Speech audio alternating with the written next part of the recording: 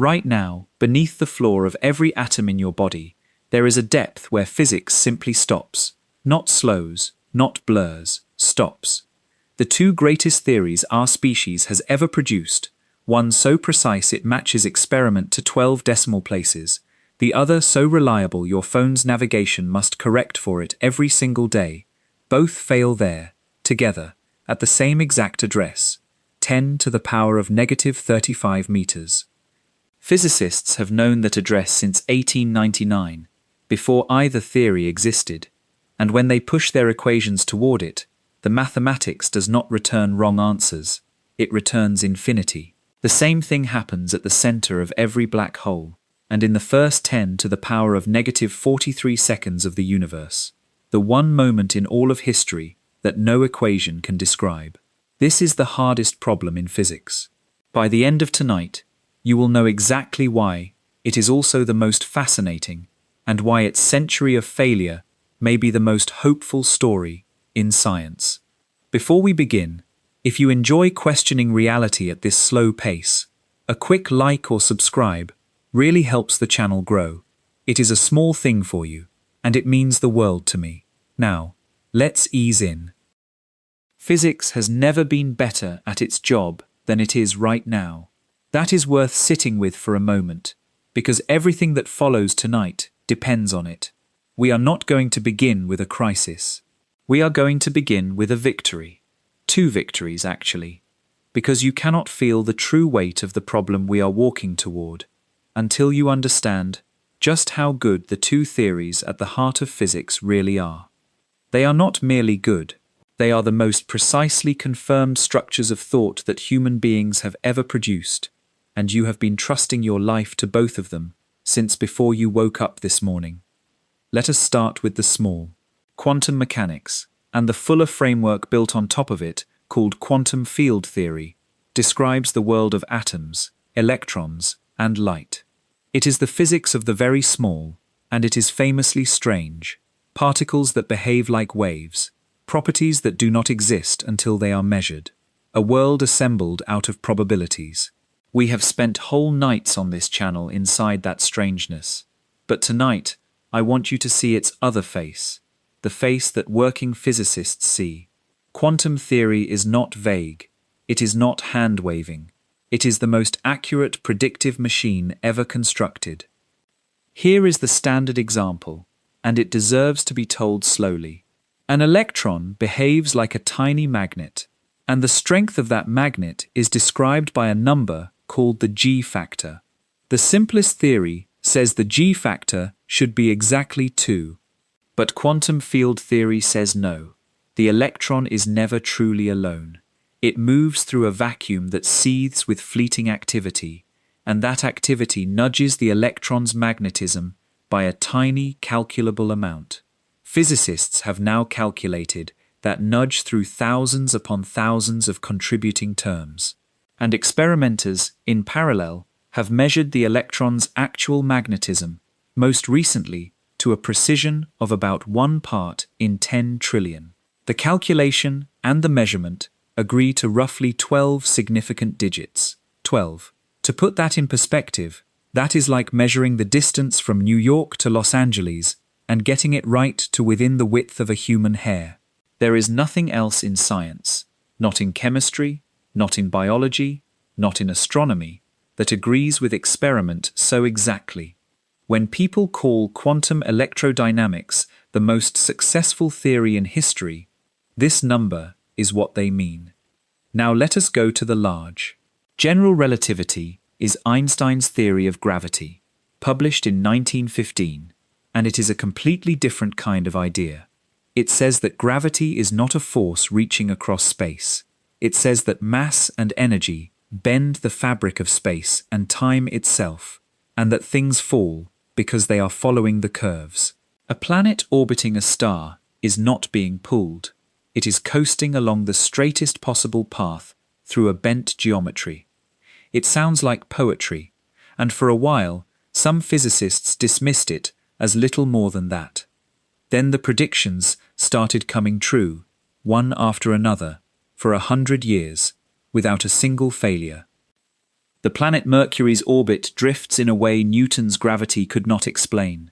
A slow rotation of the orbit's closest point, just 43 seconds of arc per century, a discrepancy that had puzzled astronomers for decades. Einstein's equations produced that number exactly, with nothing adjusted.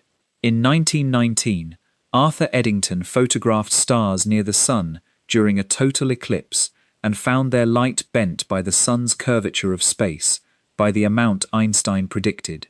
In 2015, a century after the theory was written, the LIGO observatories felt a tremor in space itself, a gravitational wave from two black holes colliding over 1 billion light-years away, and the shape of that tremor matched the waveform Einstein's equations had drawn in advance.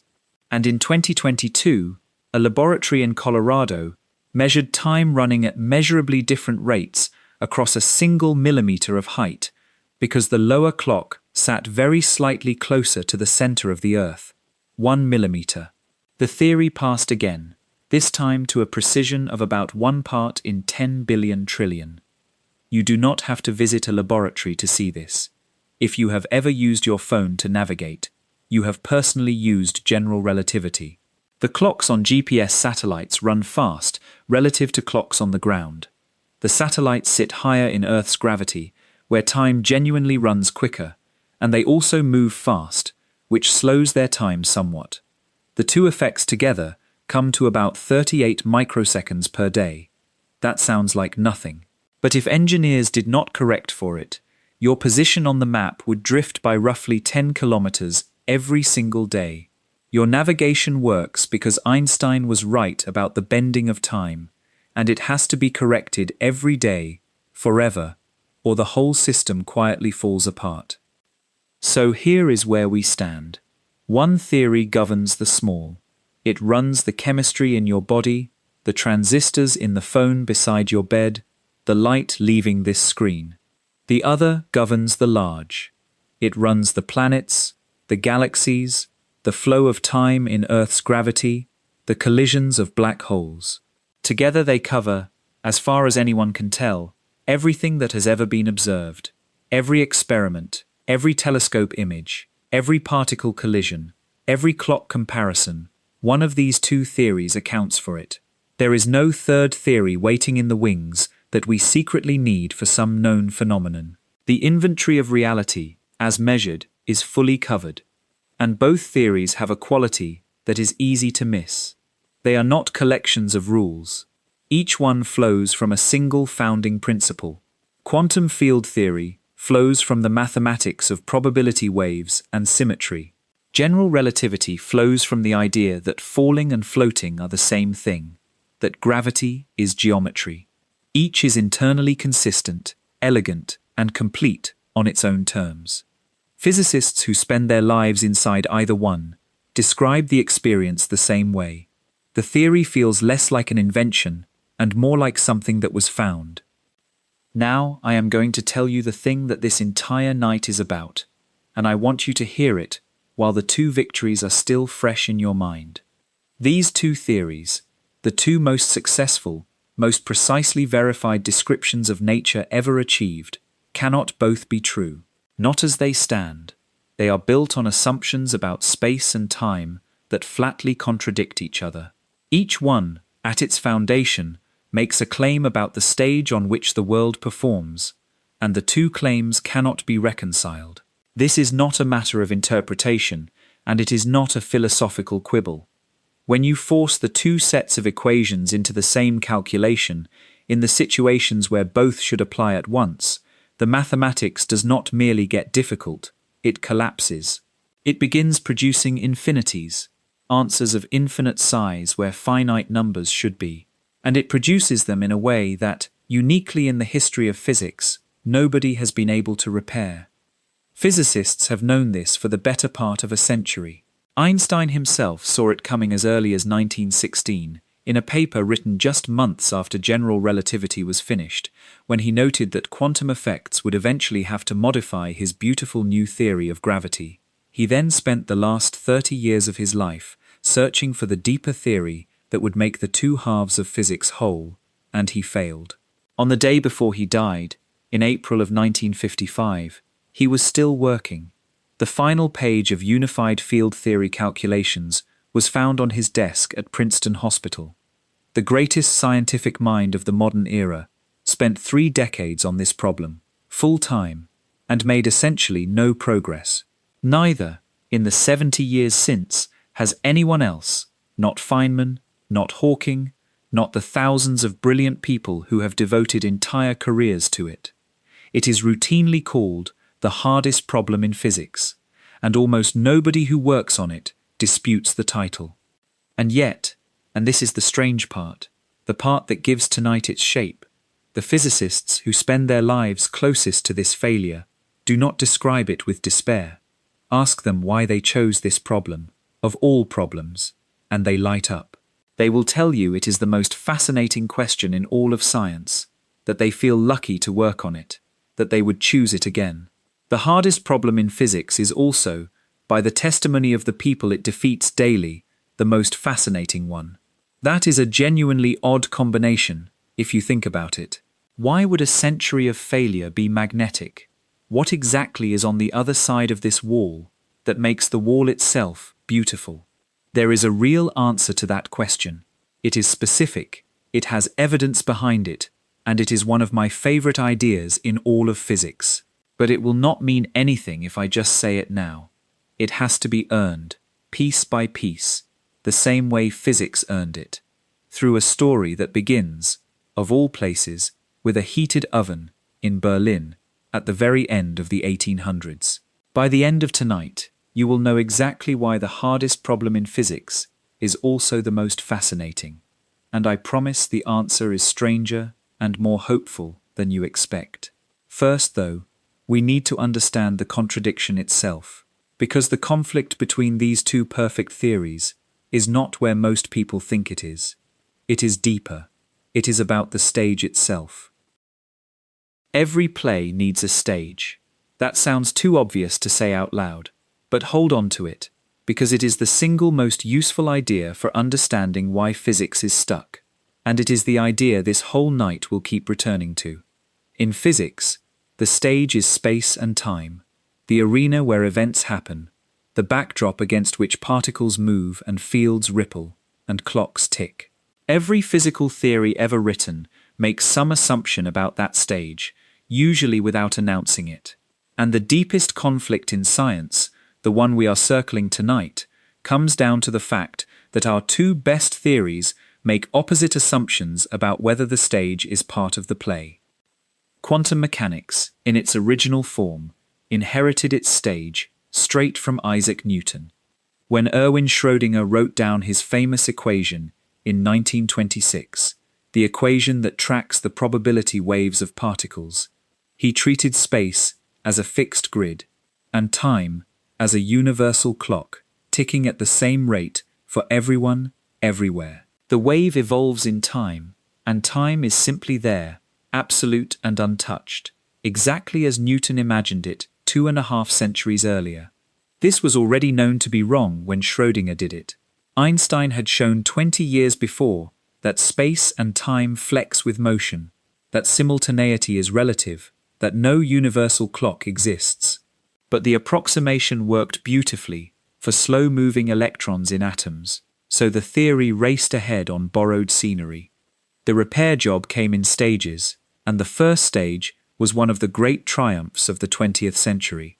Paul Dirac, in 1928, found an equation for the electron that fully respected special relativity, the version of relativity that handles motion but not gravity. Out of the mathematics, unasked, fell the prediction of antimatter, discovered in the real world just 4 years later, and over the following decades, physicists built quantum field theory, a framework in which particles are ripples in fields that fill all of space, and in which the melding of space and time that special relativity demands is woven in from the start. Quantum field theory is the language of the Standard Model, the theory of all known particles and forces apart from gravity. Every one of its successes, including that 12-digit agreement we admired a few minutes ago, is a success of quantum theory and special relativity working together in a single mathematical structure. So the actors learned relativity. The electrons, the photons, the quarks, all of their scripts were rewritten in relativistic language, and the rewrite worked perfectly. But notice what did not change. In quantum field theory, space-time is still the stage. It is flat, fixed, and passive. The fields ripple on top of it. It does not ripple back. The quantum drama got a modern script and kept its ancient scenery, a stage that is rigid, permanent, and completely indifferent to the play being performed on it. Now recall what general relativity actually says, and you can see the collision coming from a long way off. Einstein's central discovery was precisely that the stage is not fixed.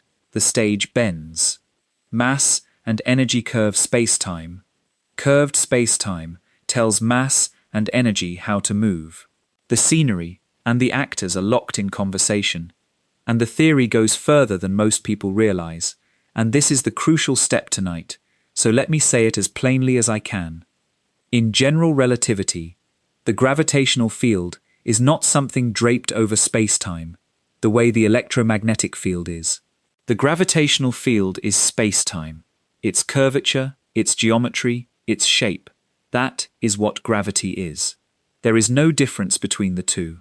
When physicists say the words gravitational field, they are describing the stage itself, its warps, its sags, the way it stretches under a star and ripples when black holes collide. Feel the problem now, before any equations enter. Physics knows, from a century of experiment, that the world is quantum mechanical. Every field we have ever examined closely, the electromagnetic field, the electron field, the quark fields, all of them, turns out to be quantized. Each comes in discrete lumps we call particles. Each seethes with uncertainty. Each refuses to sit perfectly still. Not one exception has ever been found. So the gravitational field should be quantum too. There is even a name waiting for its particle, the graviton. But to quantize the gravitational field is to quantize space-time itself. It is to take the stage, the thing every other theory stands on, the quiet backdrop that gives words like here and now and next their meaning, and make it flicker with the same uncertainty as everything standing on it. And there, at that exact step, the whole machinery of physics seizes. Quantum theory needs a stage to work on. Its equations describe how probability waves evolve through space, over time. Ask those equations to describe space and time themselves fluctuating, the distance between 2 points becoming uncertain, the order of 2 moments going indefinite, the word when losing its grip, and you have sawed off the branch the theory sits on. There is no fixed background left to measure the fluctuations against. It is like asking an actor to perform a scene while the floorboards, the walls, and the direction called downstage are all in quantum superposition. The performance has nowhere to stand. Every other force in nature could be quantized without this crisis, because every other force is an actor.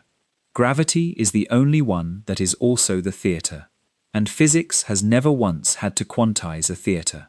You might reasonably ask how physics functions at all, if its two halves disagree about something this basic.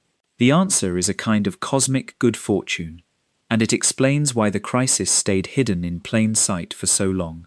Quantum effects matter for things that are very small and very light. Gravity matters for things that are very large and very heavy. The two regimes almost never overlap. When a physicist studies an electron, gravity is so feeble it can be ignored entirely. The electromagnetic force between two electrons is stronger than their gravitational attraction by a factor of about 10 to the power of 42, a 1 followed by 42 zeros. And when an astronomer studies a galaxy, quantum uncertainty is hopelessly negligible on those scales. So each theory rules its own kingdom, and the border between the kingdoms is a wilderness nobody's daily work ever visits. Chemistry never needs the stage to bend. Planetary orbits never need the stage to flicker. The contradiction sits at the foundation of everything and touches nothing. Almost. Because nature, it turns out, does have places where both kingdoms claim the same ground. Take a star much heavier than the Sun, and let it die. Its core collapses without limit, crushing a mass greater than our entire solar system's central star into a region smaller than an atom. Now the object is heavy, gravity's kingdom, and small, quantum's kingdom, at the same time. Or run the film of the expanding universe backward, and watch everything that exists converge into a volume smaller than any particle. In the first moments of the cosmos, the entire observable universe was both heavier and smaller than anything imaginable. In those places, the center of every black hole, the beginning of time itself, neither theory can politely defer to the other. Both must speak at once. And when both speak at once, the calculation does not produce strange answers, or approximate answers, or hard-to-interpret answers. It produces infinite answers, infinity for the energy, infinity for the curvature, infinities that multiply the more carefully you compute, until the mathematics is not describing anything at all. So the situation is this: two theories, each perfect in its own kingdom. A border region, the very small and very heavy, where they must cooperate.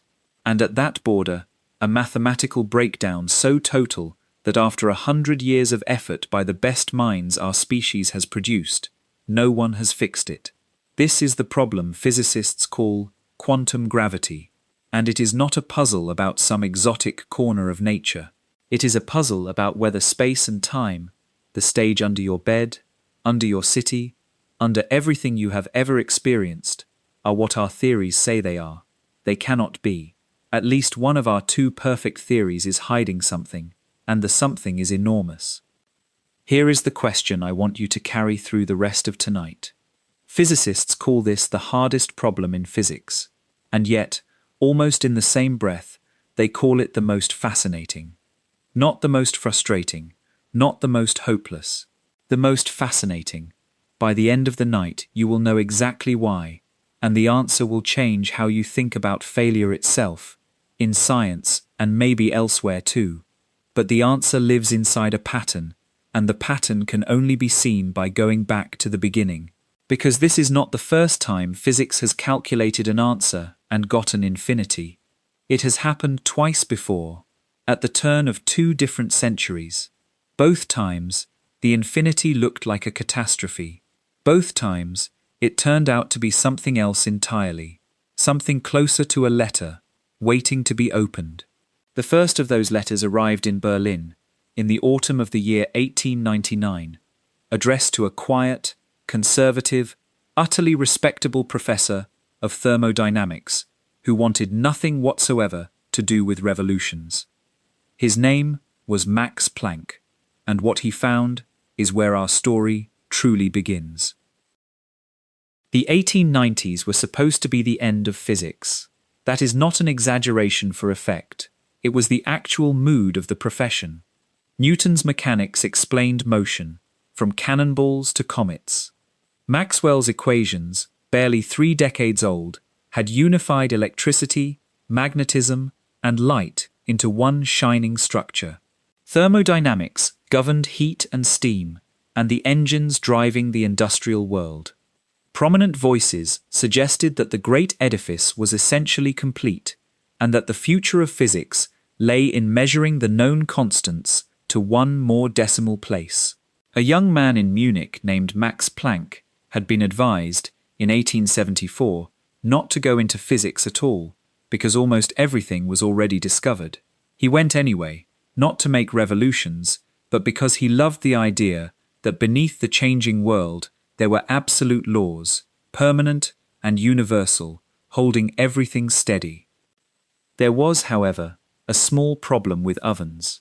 It sounds almost comically minor, and at the time, it seemed exactly that, one of those last few clouds on the horizon. Take a closed oven, what physicists call a cavity, and heat its walls.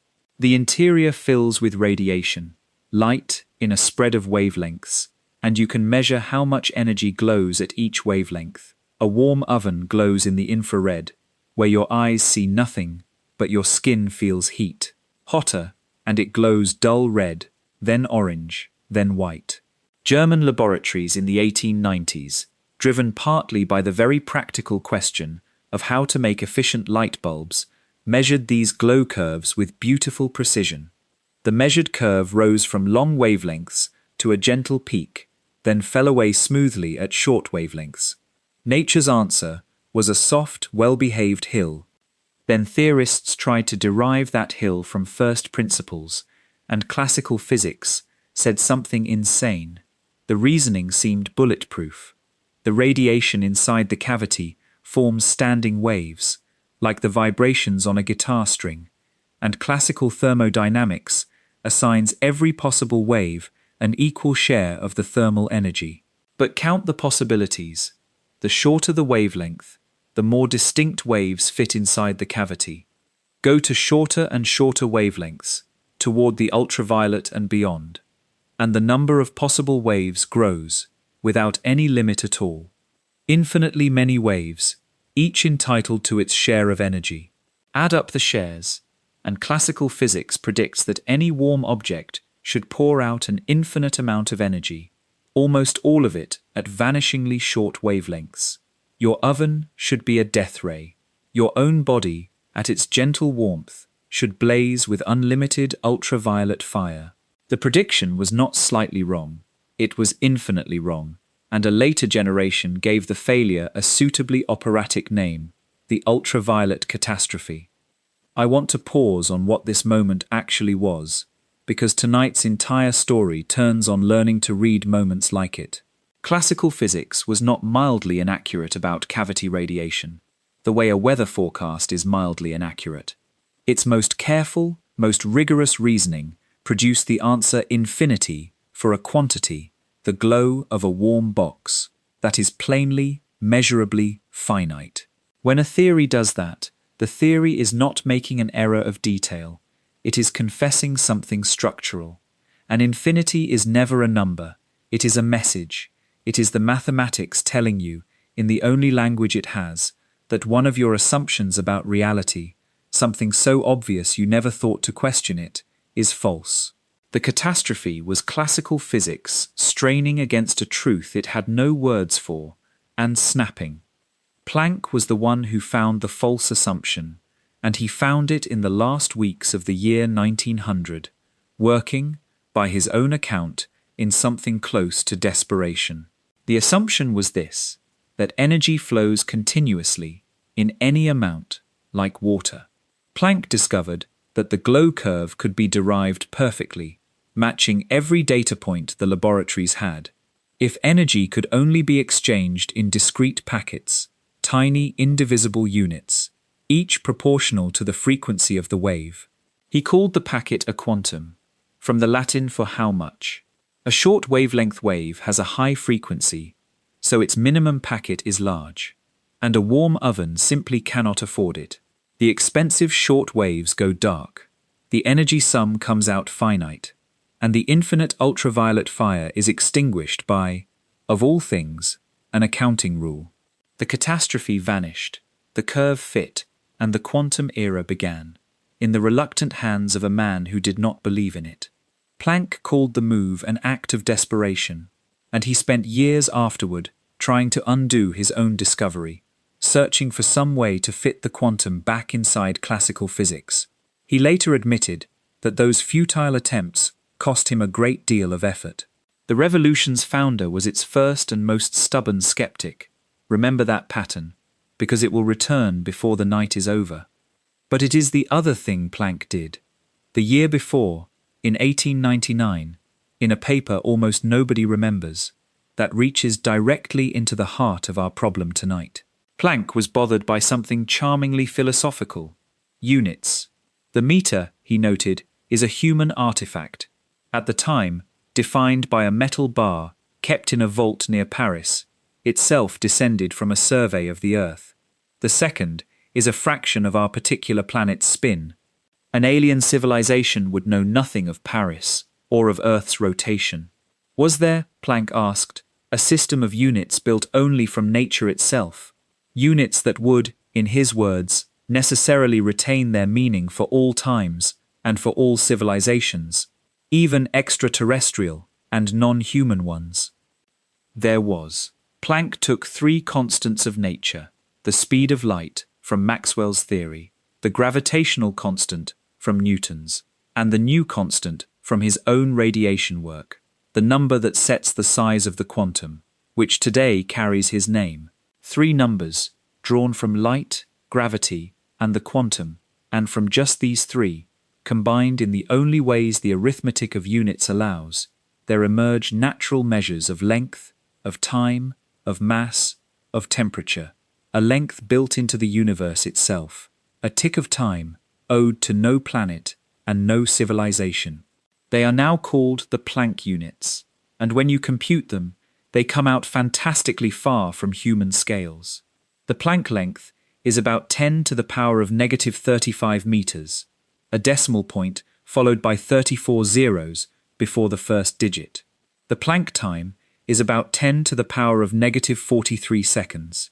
The Planck mass, oddly, is almost graspable, about 22 millionths of a gram, the mass of a grain of fine sand. And that strange near-humanness is itself a clue we will decode later tonight. Planck had no idea what he had done. To him, the units were a philosophical tidy-up, an elegant footnote to the radiation work. He could not have known, nobody could, in 1899, that he had computed the coordinates of the exact place where physics would one day break, because those three constants are not a random shopping list. The speed of light is the soul of relativity. Planck's constant is the soul of quantum theory. Newton's constant is the soul of gravity. The Planck units are the unique scales you can build only by taking all three seriously at once, and so they mark, precisely, the territory where relativity, quantum theory, and gravity must all speak together. The place, in other words, where the two kingdoms we met in the last part are forced to share a single throne. A man standing a year before the quantum, 16 years before general relativity, wrote down the address of the wall between them before either side of the wall existed. There is a lovely modern postscript to that dream, by the way. Since 2019, humanity's own kilogram is no longer defined by any metal object in any vault. It is defined through Planck's constant. The meter is defined through the speed of light, the second through the vibration of an atom. Quietly, without ceremony, our civilization has already migrated its measuring rods onto the foundation Planck proposed for all civilizations. His paper won. It just took 120 years. For half a century, the units sat in the literature as a curiosity. The distinguished experimentalist Percy Bridgman openly mocked them as paper physics, numerology, with no operational meaning. It took until the 1930s for anyone to suspect, and until the 1950s for the suspicion to spread, that the Planck scale is not a curiosity, but a boundary, the smallest length and the briefest time about which our present concepts of space and time can speak at all. We will earn that understanding properly in the coming parts, and I promise the earning is worth it. The argument that space itself fails below the Planck length is one of the most beautiful short arguments in all of physics, and you will have the whole of it before the night is half over. For now, hold the two gifts Planck left us, because the rest of tonight is built from them. First, the demonstration, performed live at the birth of modern physics, that an infinity in a theory is not a disaster but a dispatch, a message from a deeper layer of reality, announcing itself the only way it can. And second, a set of numbers, written down in innocence, that would turn out to be the return address on every such message gravity has sent since. One infinity down. The next one arrives a generation later, and it shows up somewhere far more intimate than an oven. It shows up inside the electron, inside every atom of your body, and it very nearly destroys quantum theory in its cradle. An electron cannot leave itself alone. That is the strangest and most consequential fact in this part of our story. So let us take it slowly, in the unhurried way these ideas deserve. An electron carries electric charge, and electric charge creates an electric field, an influence spreading out through the space around it. But the electron sits in that space too. It is bathed in its own field, pushed and jostled by the very influence it generates, like a bell that cannot stop hearing its own ring.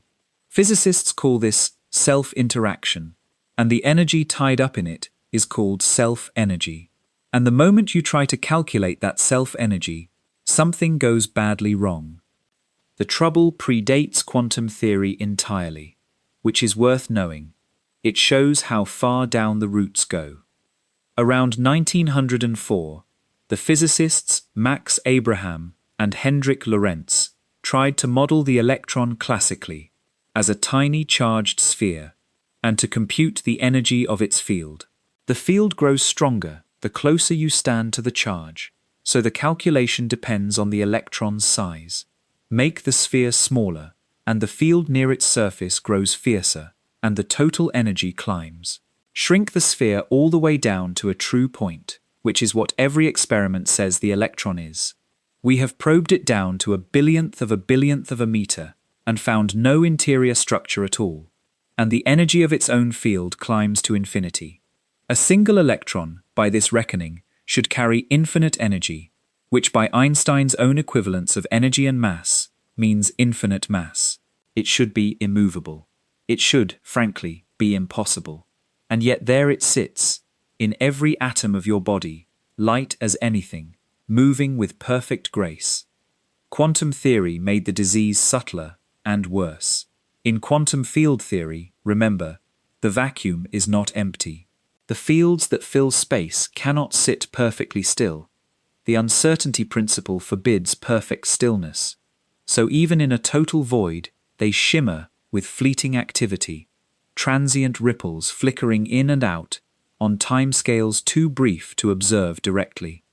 An electron moving through this vacuum is never simply moving. It is continuously interacting with its own field and with that background shimmer, emitting and reabsorbing, dressing itself in a cloud of activity it can never take off. When physicists in the late 1920s and 30s tried to calculate the effects of this cloud, first approximations worked fine, but pushed to the next level of precision, the mathematics handed them the same answer the oven had given: infinity. Infinite corrections to the electron's mass. Infinite corrections to its charge. Not once, but systematically, in calculation after calculation. The people confronting this were the founders of quantum mechanics themselves: Heisenberg, Pauli, Oppenheimer, Dirac, and it shook them. Through the 1930s, some of the greatest physicists alive seriously proposed that quantum field theory was simply wrong and would have to be torn down. Dirac, whose equation had started it all, wrote bluntly that the infinities meant the theory needed fundamental change. Progress on the problem essentially stalled for a decade, and then history intervened. The war swallowed physics whole. The same community that had been arguing about infinite self-energies spent the first half of the 1940s building radar sets and, in the desert of New Mexico, other things. It is one of the war's stranger ironies that the radar work, the practical craft of generating and measuring microwaves with exquisite control, would turn out to be exactly the instrument the infinity problem was waiting for. Because after the war, an experiment changed everything.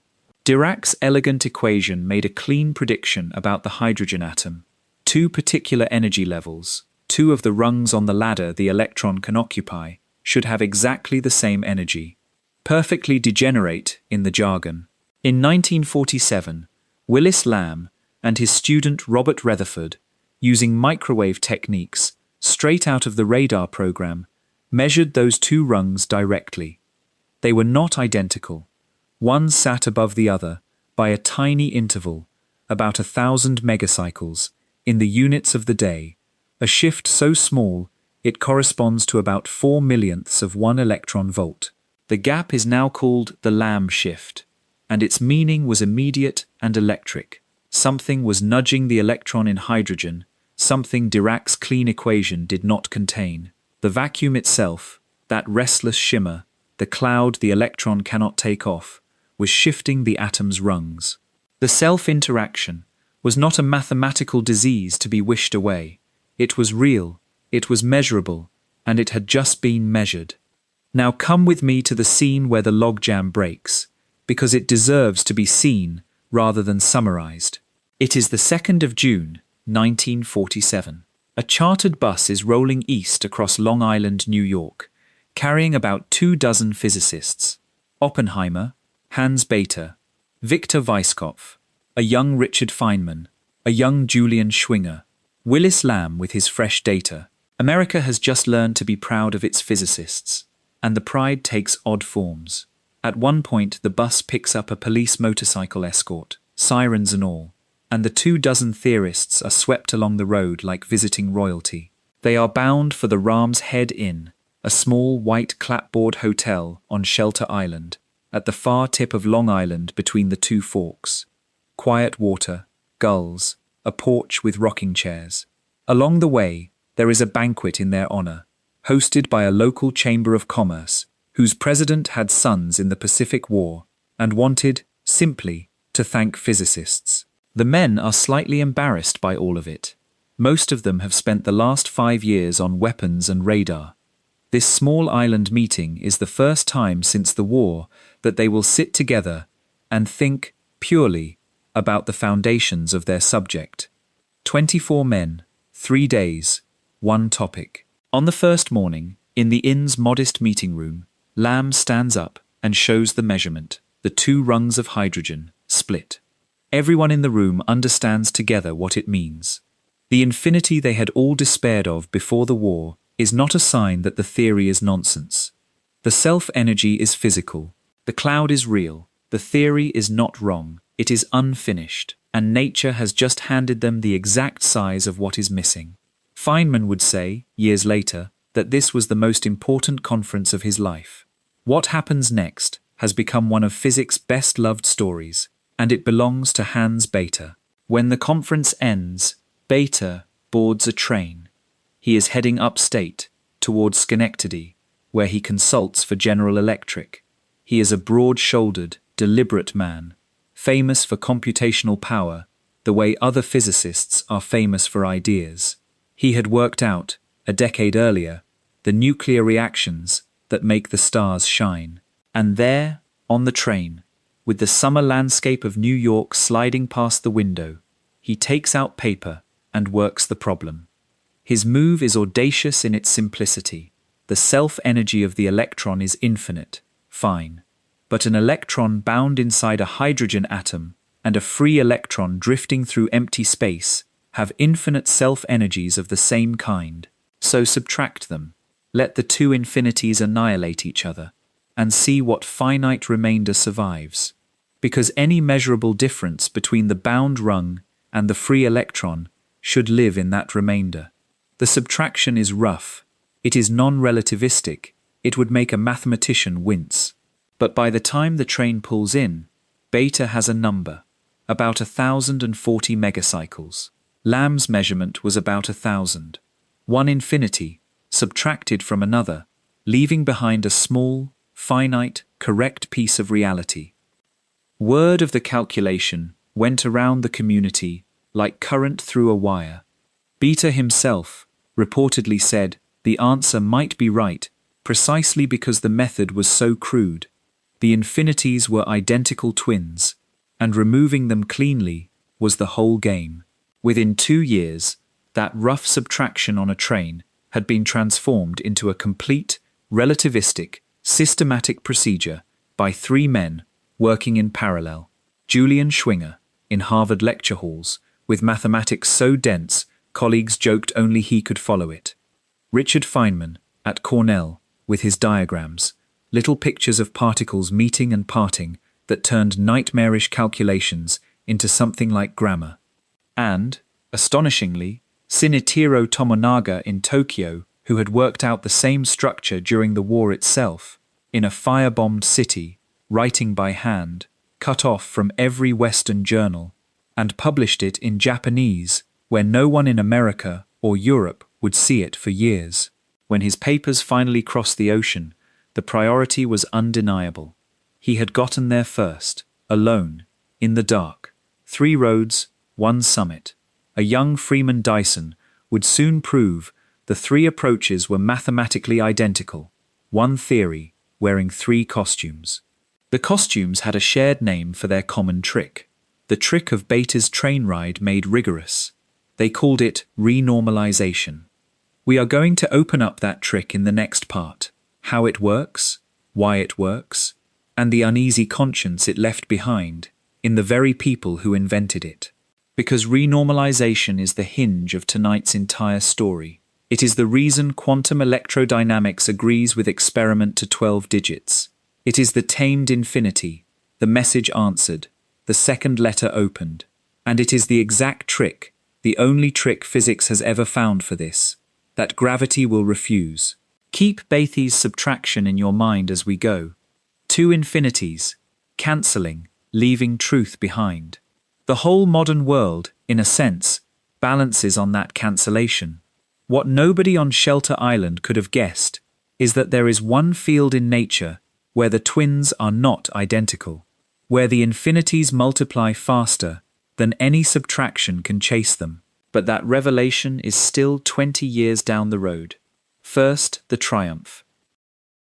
A trick that works to 12 decimal places deserves to be understood, not just admired. So before we watch renormalization conquer the world, and before we watch its inventors squirm about what they had done, let us open the machine and look at the gears. I promise the idea itself is simple. It is the implications that will keep us up at night, which is, after all, why you are here. Start with a question that sounds almost childish. What is the mass of the electron? You might say, measure it. And indeed we have, superbly. But think about what any such measurement actually captures. A real electron, as we saw, never appears without its cloud, the shimmer of self-interaction it can never take off. Every electron ever measured, in every laboratory in history, was an electron wearing its cloud. So the measured mass is the mass of the whole ensemble, the bare electron plus the energy of its own field, blended into one number. The bare electron by itself, the naked point, stripped of its cloud, has never been observed by anyone, and never can be. Its properties are, in the strictest sense, not physics. They are metaphysics, with good posture. That observation is the whole trick. The infinity that terrorized a generation lives entirely in the unobservable part, the bare mass, the naked charge. So let it be infinite. Declare that the bare quantities are not measurable and therefore not answerable for.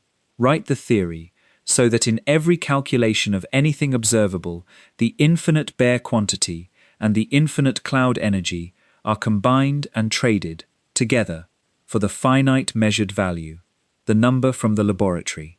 2 infinities packed into one suitcase, and the suitcase swapped for a real, finite, measured constant. It is Bethe's train ride subtraction, industrialized. Do this consistently, and making it consistent through the full relativistic theory was the towering achievement of Schwinger, Feynman, Tomonaga, and Dyson. And something wonderful happens. You pay the price of a few experimental inputs, the electron's measured mass, its measured charge, and in return, every other quantity the theory can address, every scattering rate, every energy level, every magnetic property, to any level of precision you have the patience to compute, comes out finite, unambiguous, and correct. A finite number of measured inputs, an infinite number of finite predictions. That trade is called renormalization, and a theory that permits it is called renormalizable. Quantum electrodynamics is renormalizable. It was Freeman Dyson, 25 years old, who proved it. Proved that the infinities of QED, at every order of approximation, forever, can always be absorbed into those same few constants. The monster was not slain, it was housebroken, permanently. The strategy proved to be far bigger than one theory, too.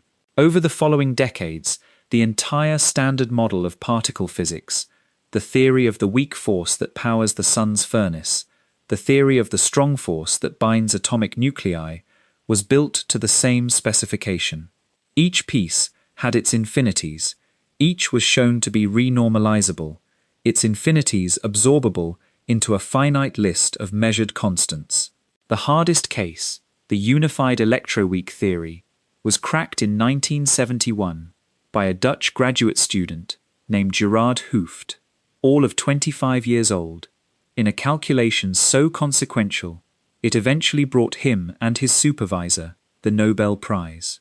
By the late 20th century, every force humanity had ever quantized had passed through the same door. Infinities found, infinities housebroken, predictions confirmed. Every force, that is, except one, and you already know which one, because it is the one this whole night is circling. The triumph came fast, and it came with a number. Remember the electron's G-factor, the strength of its tiny magnet, which Dirac's clean equation fixes at exactly 2. In 1947 and 48, experiments at Columbia by Polycarp Cush and Henry Foley found it was not 2, it was 2.00238, a fraction of a percent high. The cloud again, the electron's shimmer of self-interaction, nudges its magnetism, just as it nudges hydrogen's rungs. Schwinger performed the first renormalized calculation of that nudge, and produced one of the most famous small numbers in science. The correction, at first approximation, equals the fine structure constant divided by 2 pi. It matched the measurement. When Julian Schwinger died, in 1994, that expression was engraved on his tombstone in Mount Auburn Cemetery in Massachusetts. A man's proudest sentence, written in algebra, 5 symbols long. And the number only got better. Decade after decade, theorists pushed the calculation deeper, the second approximation, the third. Eventually terms represented by many thousands of Feynman diagrams, while experimenters trapped single electrons and interrogated their magnetism with ever more delicate instruments. Today the calculated and measured values of the electron's G-factor agree, as we said at the top of the night, to about 12 significant digits, with the newest measurements precise to about 1 part in 10 trillion. I want you to appreciate what that means for the procedure behind it. Renormalization is not a rough patch that works approximately. It is the most successful quantitative maneuver in the history of human thought. Whatever it is doing something profoundly right. And yet, the man whose equation began the whole story never accepted it, never, across nearly 4 decades to the end of his life. Paul Dirac was perhaps the purest mind physics has produced, a man of legendary silence and mathematical taste, so exacting that he regarded beauty in equations as a guide to truth, and renormalization offended him beyond healing. His objection was not that it failed. He knew perfectly well it succeeded. His objection was to what it was. Sensible mathematics, he said, involves neglecting a quantity when it is small, not neglecting it because it is infinitely great and you do not want it. He said the so-called good theory involves neglecting infinities in an arbitrary way, and he was very dissatisfied with the situation. He said men would one day look back and wonder how anyone could have swallowed it. He gave lectures into his final years. He died in 1984 in Tallahassee, Florida, far from the Cambridge of his triumphs, quietly insisting that the foundation was rotten, that the infinities were being swept under the rug. That image, the rug, became the standard shorthand for the unease, and I want to keep it, because tonight the rug is going to become important. The infinities of quantum electrodynamics were never solved exactly. They were relocated, moved into the unobservable bare quantities, and covered over with measured numbers. The floor looks clean, the 12 decimal places gleam, but everyone who built the house knows what is under the rug, and the one who drew the house's first blueprints died believing the whole structure was a magnificent fraud. He was not alone, and here is the detail I find genuinely moving. Richard Feynman, who won the Nobel Prize for this very theory, who invented the diagrams that made it usable, who defended it in public with all his showman's brilliance, wrote, in his book about QED, near the end of his life, that the shell game we play is technically called renormalization, but no matter how clever the word, it is still what he would call a dippy process. He suspected, he wrote, that renormalization is not mathematically legitimate. Hold that in your mind for a second. The theory that agrees with nature to 12 digits was called a fraud by its founder and a shell game by its most celebrated master. Both men took the discomfort to their graves. In any other field, this would be scandal. In physics, it was Tuesday, because the predictions kept coming true. So who was right? The 12 decimal places, or the two great troubled consciences? The resolution, when it finally came, is one of the loveliest turns in modern physics, and it belongs largely to Kenneth Wilson in the early 1970s. Wilson looked at renormalization through a new lens and realized that the entire debate had been arguing about the wrong thing. The infinities, he saw, come from one specific act of hubris, letting the calculations run down to infinitely short distances, assuming your theory remains true at scales smaller than anything you have ever tested, all the way to zero. But no theory has earned that assumption. Every theory we possess is an effective theory, a description of nature as seen at the scales we can reach, silent about what lies deeper. Treat quantum electrodynamics that way, as valid down to some tiny, but not infinitely tiny distance, with unknown physics below, and the infinities evaporate into something harmless. They were never statements about nature. They were the theory's confession that it had been pushed beyond its jurisdiction, the mathematics straining, exactly as the oven calculation had strained in 1899, against a deeper layer it had no words for.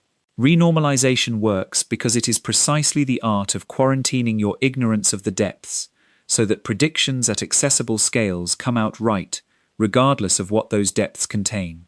Under Wilson's lens, the rug is not a guilty secret. The rug is the honest boundary between what we know and what we do not. And the great surprise of the century was that such a boundary can be drawn cleanly at all. Wilson won the Nobel Prize for this in 1982, and physics breathed out. Dirac's instinct and the 12 decimal places were both vindicated. The procedure was legitimate, and it was legitimate precisely because the theory is not final. But notice, and here the night begins to gather toward its center, what Wilson's peace treaty quietly implies. If every infinity is a confession of trespass beyond a theory's jurisdiction, then an infinity that cannot be quarantined, in a theory whose jurisdiction we cannot even locate, would be a confession of something far more serious. Quantum electrodynamics could be renormalized, its ignorance packed into two measured constants, its rug laid flat, its jurisdiction implicitly bounded. The question that was already forming in the 1950s and 60s, as physicists turned at last toward the one field still untamed, was whether gravity's infinities would submit to the same housebreaking. Gravity, the field that is not an actor but the stage, the shimmer that is not in space but of space. We are about to find out what happens when the most successful trick in the history of thought meets the one field in nature that was never going to play along. But first, we need to see, with our own eyes, the country where that battle takes place. It is time to go down, all the way down, to the smallest address in the universe. A single grain of salt is about to become an entire world. Take one from the shaker on your kitchen table, a little cube, about 1/3 of a millimeter on a side, small enough that a sneeze would lose it forever. This unremarkable crystal is going to be our base camp tonight, because we are about to make a journey that no instrument, no particle, and no beam of light has ever completed. We are going down, through the floors of reality, one power of 10 at a time, to the place where the floors themselves run out. Settle in and breathe slowly. This is a journey best taken at drifting speed. Imagine yourself shrinking. The salt grain swells before you into a glittering white boulder, then a cliff face, then a landscape. At 1/10 of a millimeter, you pass the width of a human hair. If one lay beside you now, it would be a fallen log. Keep going. At around 7/millionths of a meter, a red blood cell drifts past like a soft crimson cushion. You are now smaller than anything your eyes, at their true size, could ever have resolved. At a 1/10 of a millionth of a meter, you pass the viruses, geometric and strange, like tumbled dice. And at 1/10 billionth of a meter, a 1/10 of a nanometer, you arrive at the atom. Pause here on this floor, because the perspective deserves it. From the atom's balcony, that salt grain you left behind is now, proportionally, about a kilometer across, a mountain of crystal on the horizon. You have already fallen through 6 powers of 10. It feels like the bottom of the world. It is not even close. Fall further. The atom is almost entirely empty, a haze of electron probability around a point of brightness far below.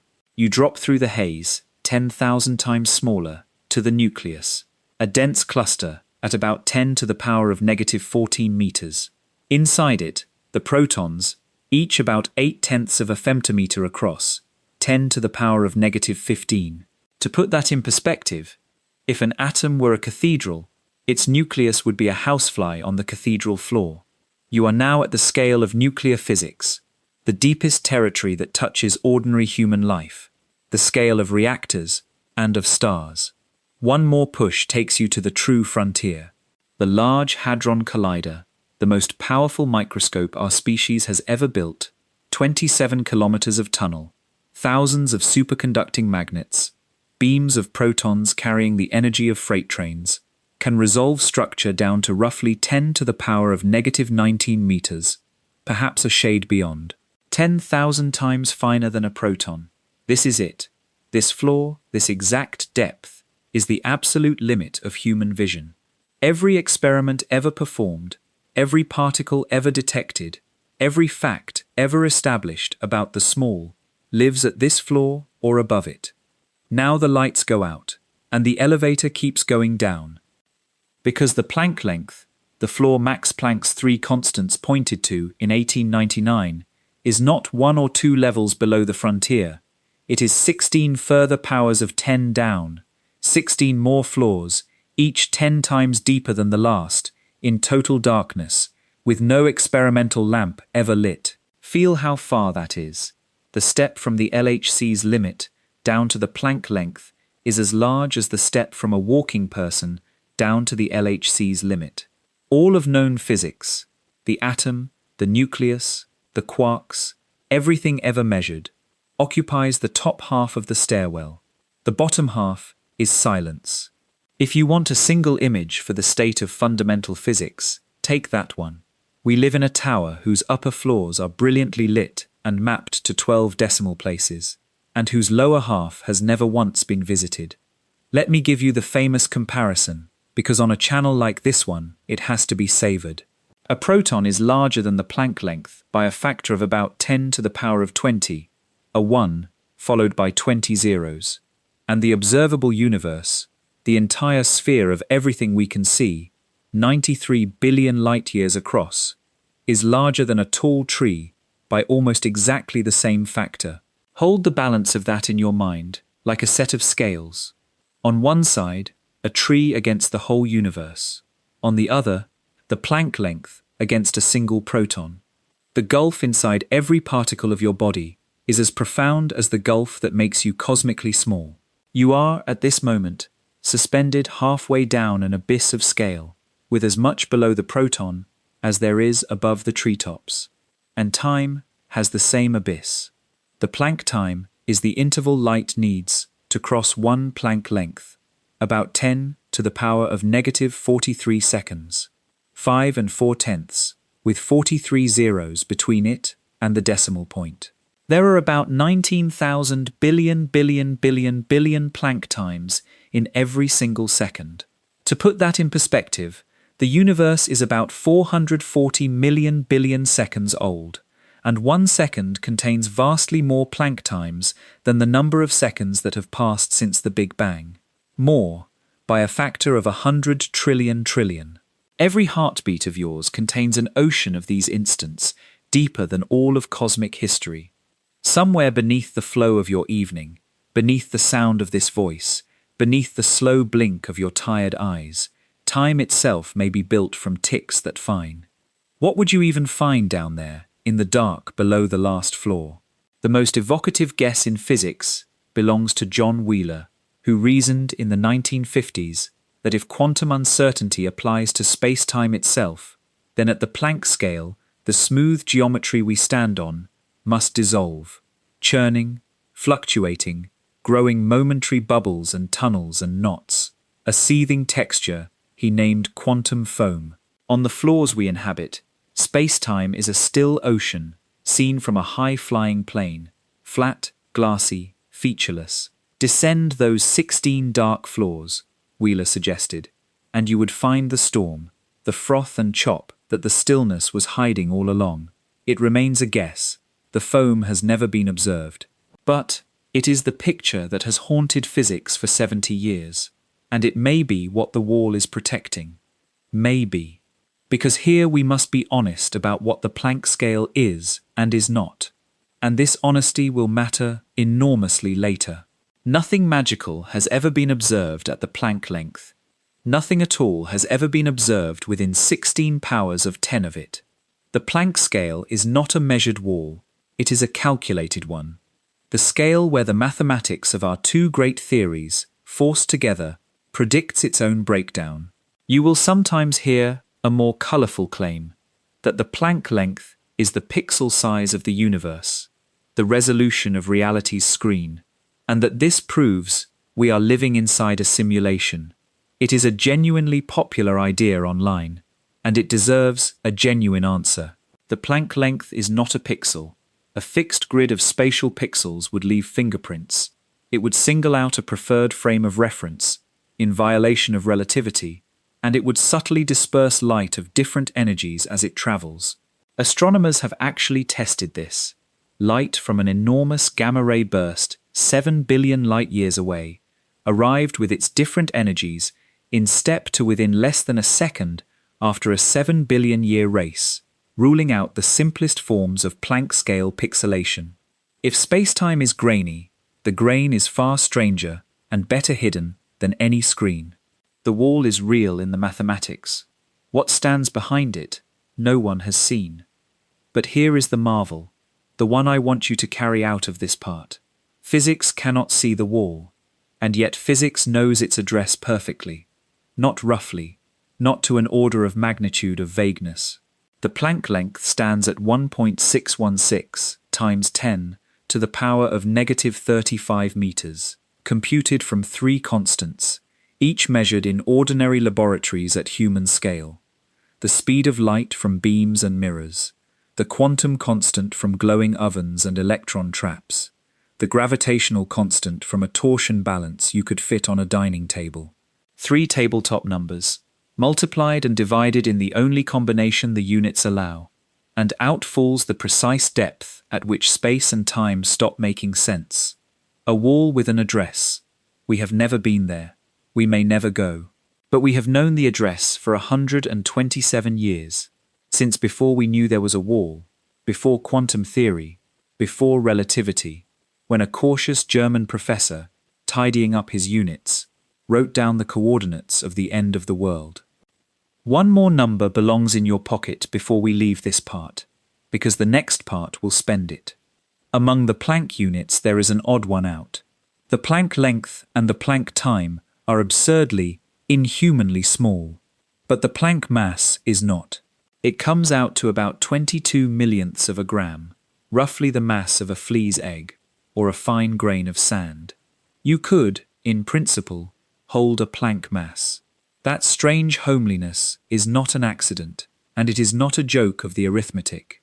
It marks a crossing point, the place where 2 curves of nature intersect, and that crossing is precisely the mechanism of the wall we have been descending toward. The next question is the obvious one, and it is the most beautiful question of the night. Why is there a wall at that depth at all? What actually goes wrong if you try to look below the Planck length? It cannot just be that our microscopes are weak.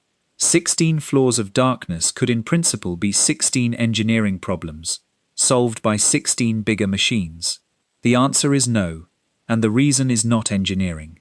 The reason is that at the Planck scale, the act of looking itself turns against you in the most spectacular way imaginable. The universe does not merely hide what lies below the wall, it defends it, with the two best locks it owns, and we are about to watch them close. Seeing is touching.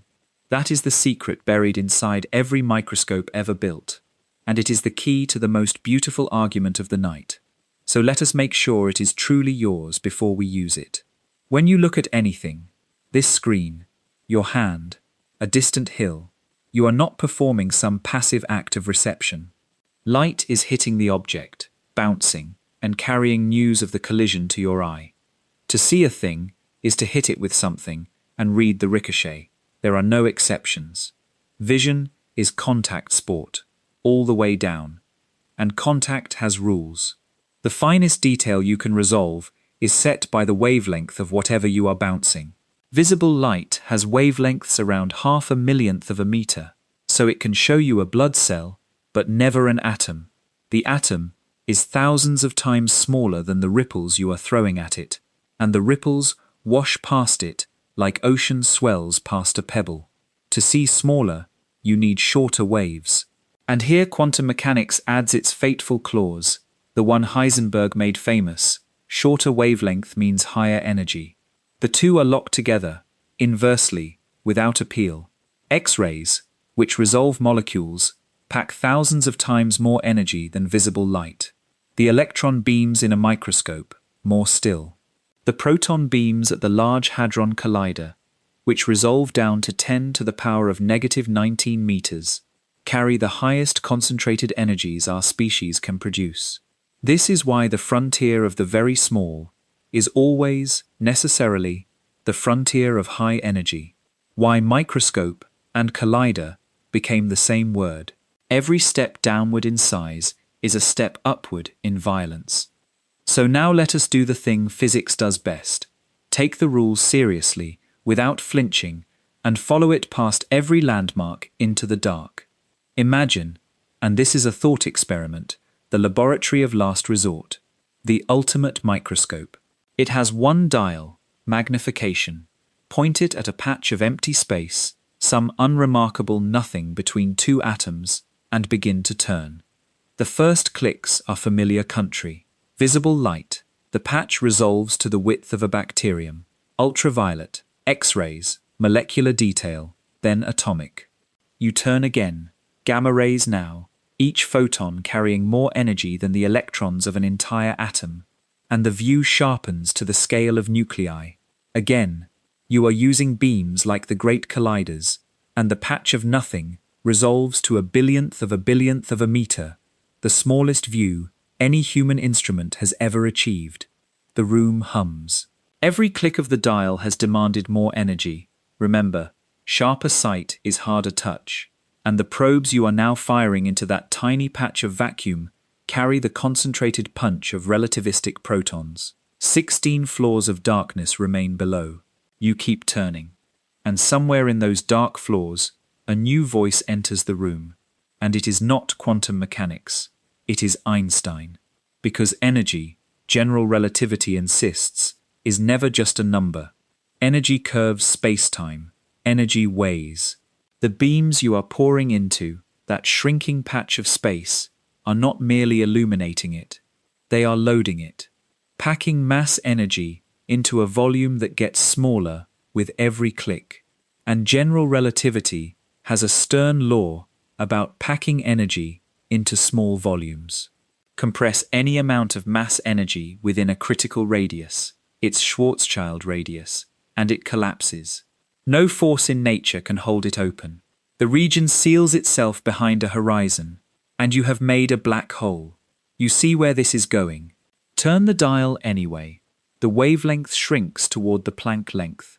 The energy of each probe climbs toward the Planck energy, about 2 billion joules. The chemical energy of a full tank of gasoline, demanded now, not from a power grid, but from a single quantum of light. The energy density in your little patch of vacuum climbs past the density of nuclei, past the density of anything, and at the last click, At precisely the Planck length, the address written down in 1899, the two rules meet. The energy required to resolve the region has a Schwarzschild radius equal to the region itself. The patch of space you are trying to see collapses behind a horizon exactly as large as your field of view.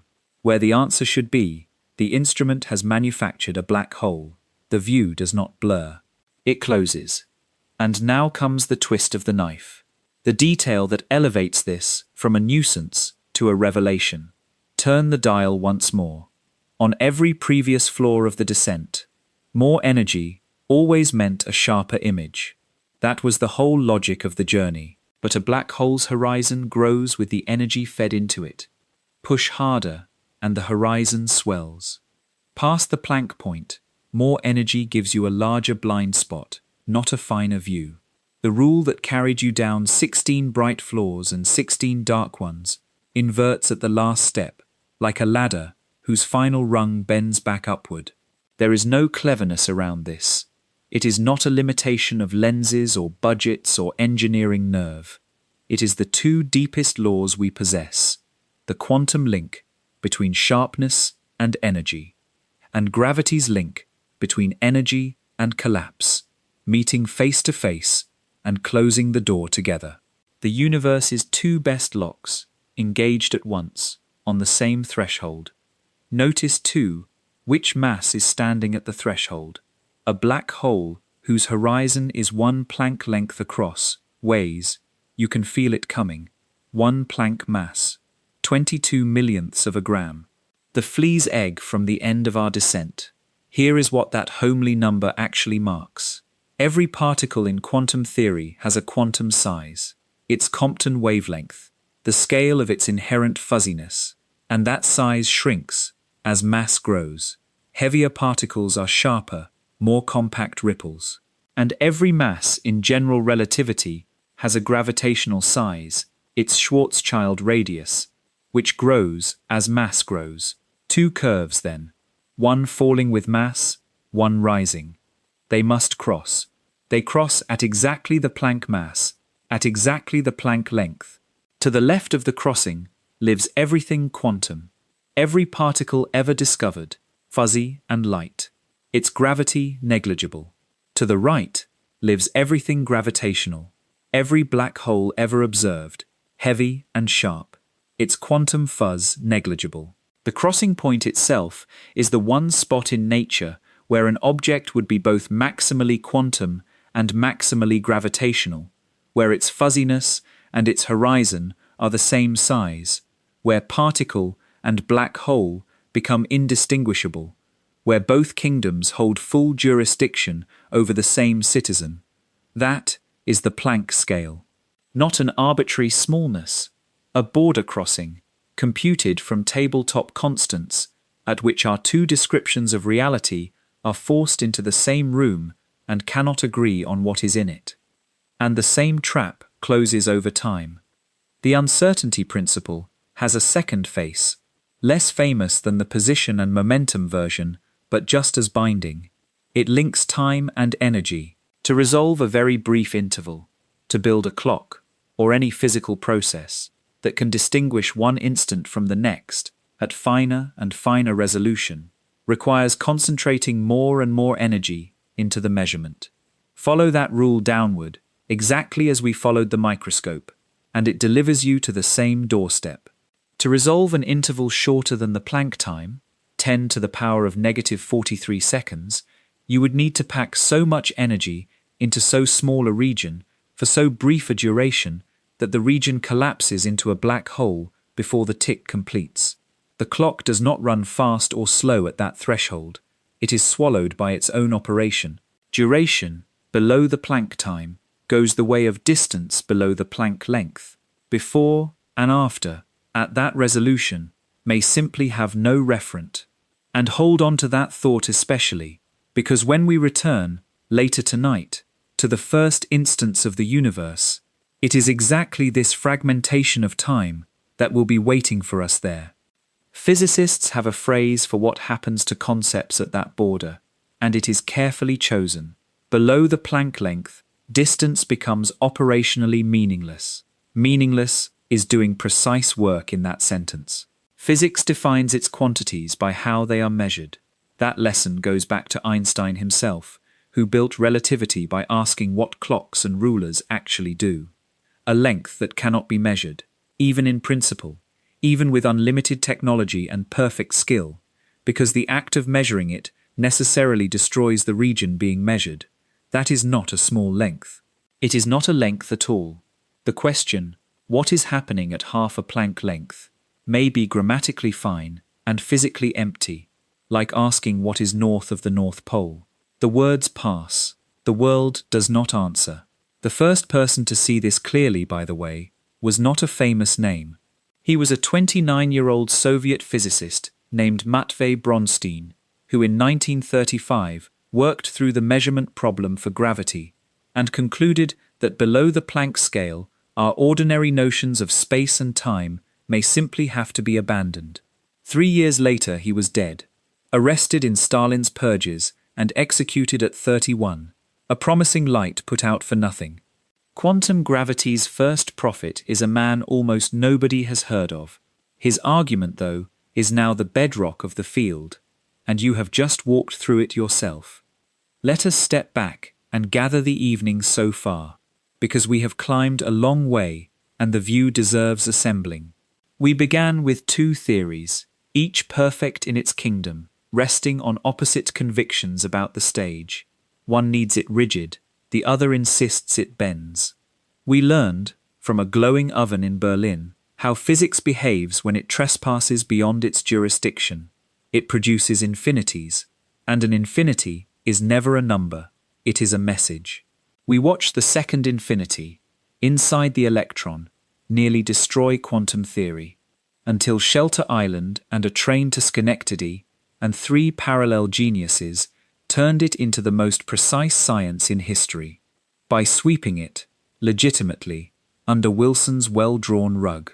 We descended 35 floors to the address Planck computed before any of this existed, and now we have stood at the wall itself and understood why it is a wall, because seeing is touching, touching is energy, and energy, at the last step, is collapse.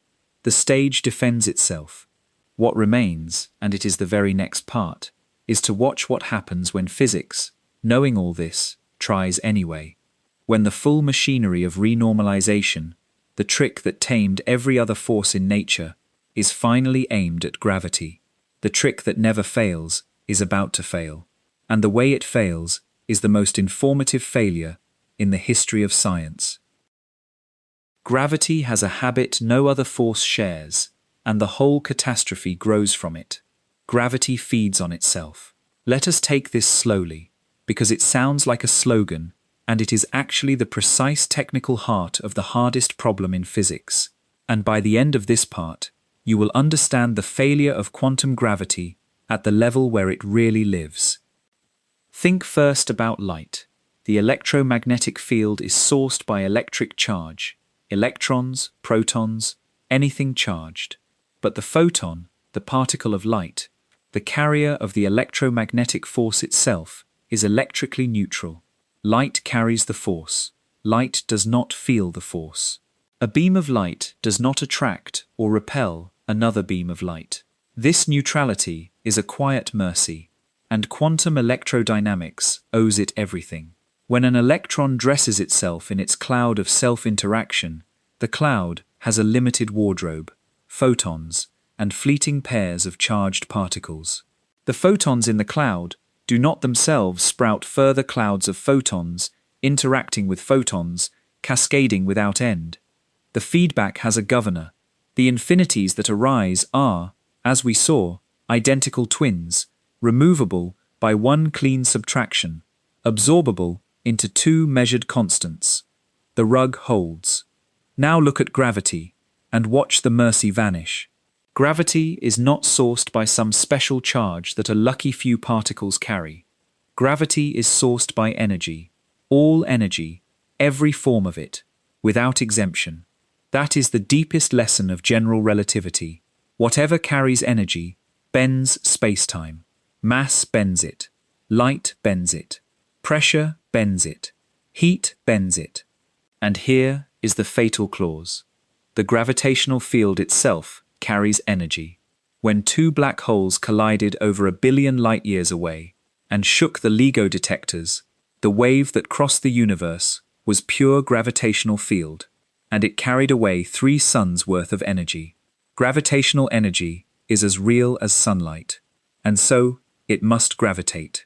The field bends space-time, which is to say the field sources more field. Gravity gravitates. Gravity's gravity gravitates.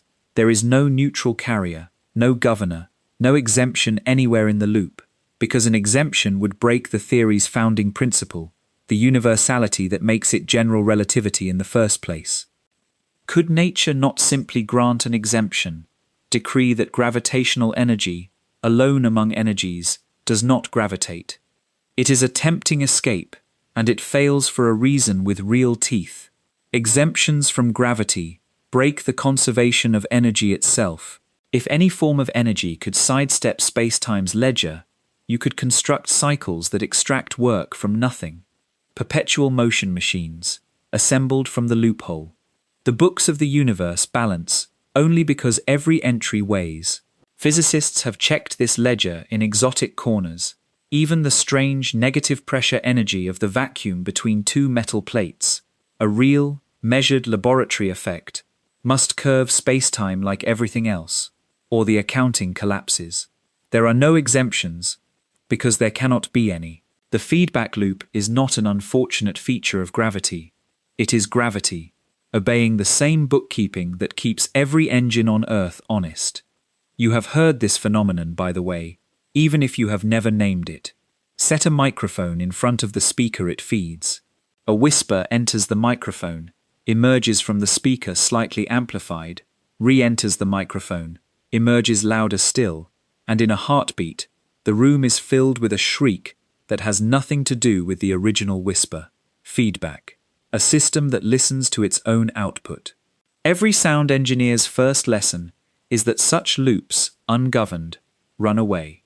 Quantum gravity is the physics of a field locked forever in front of its own speaker.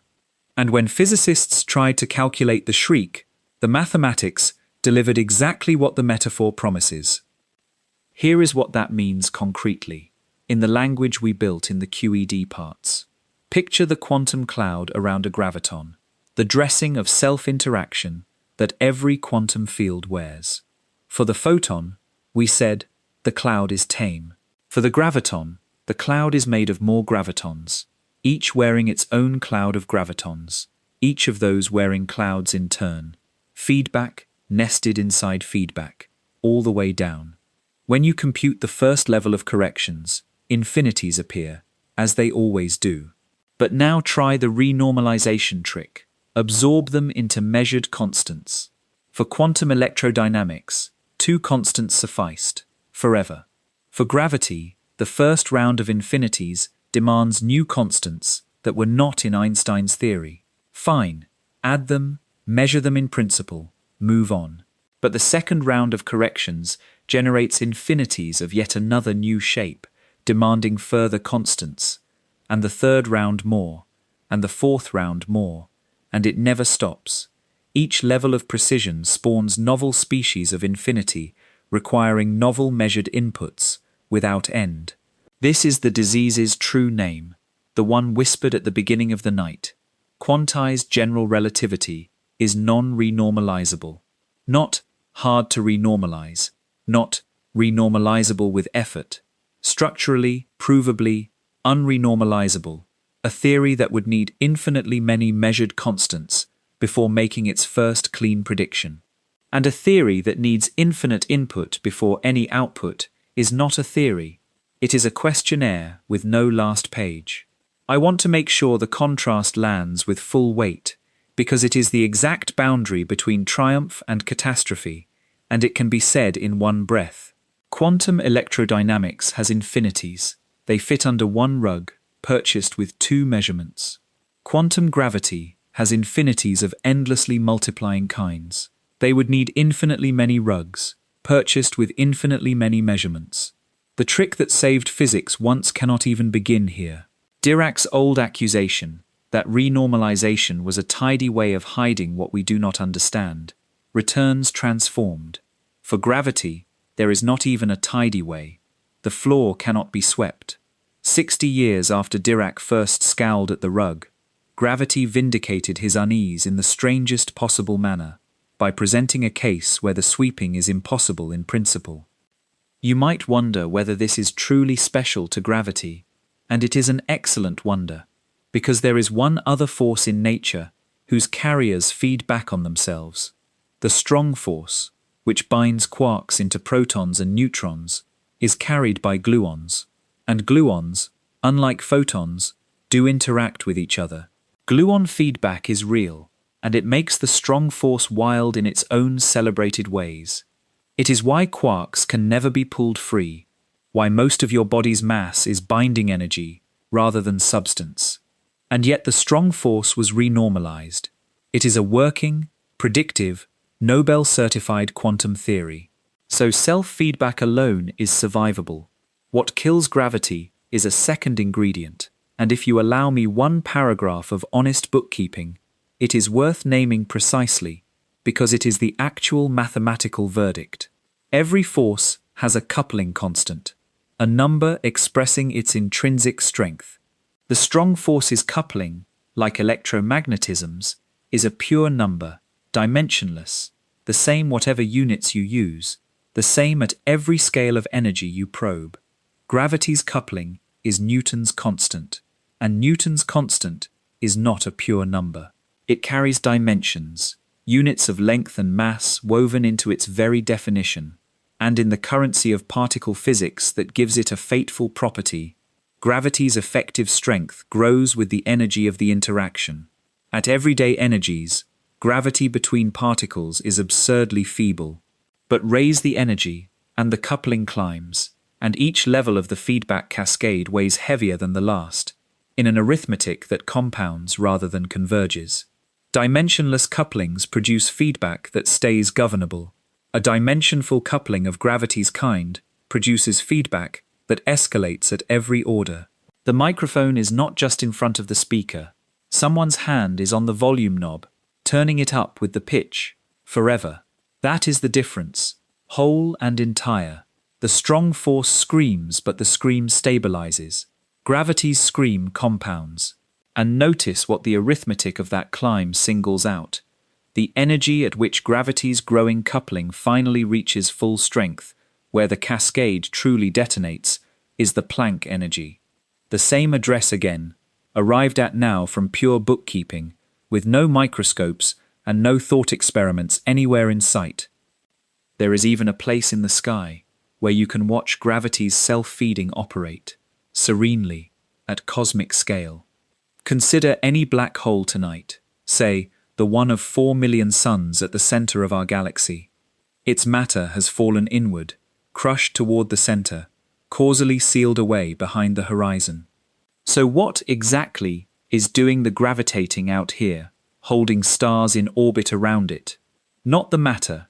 No influence escapes from behind a horizon. What orbiting stars respond to is the gravitational field itself, curvature sustained by the energy of curvature, the knot of geometry left behind, feeding on itself in perfect equilibrium.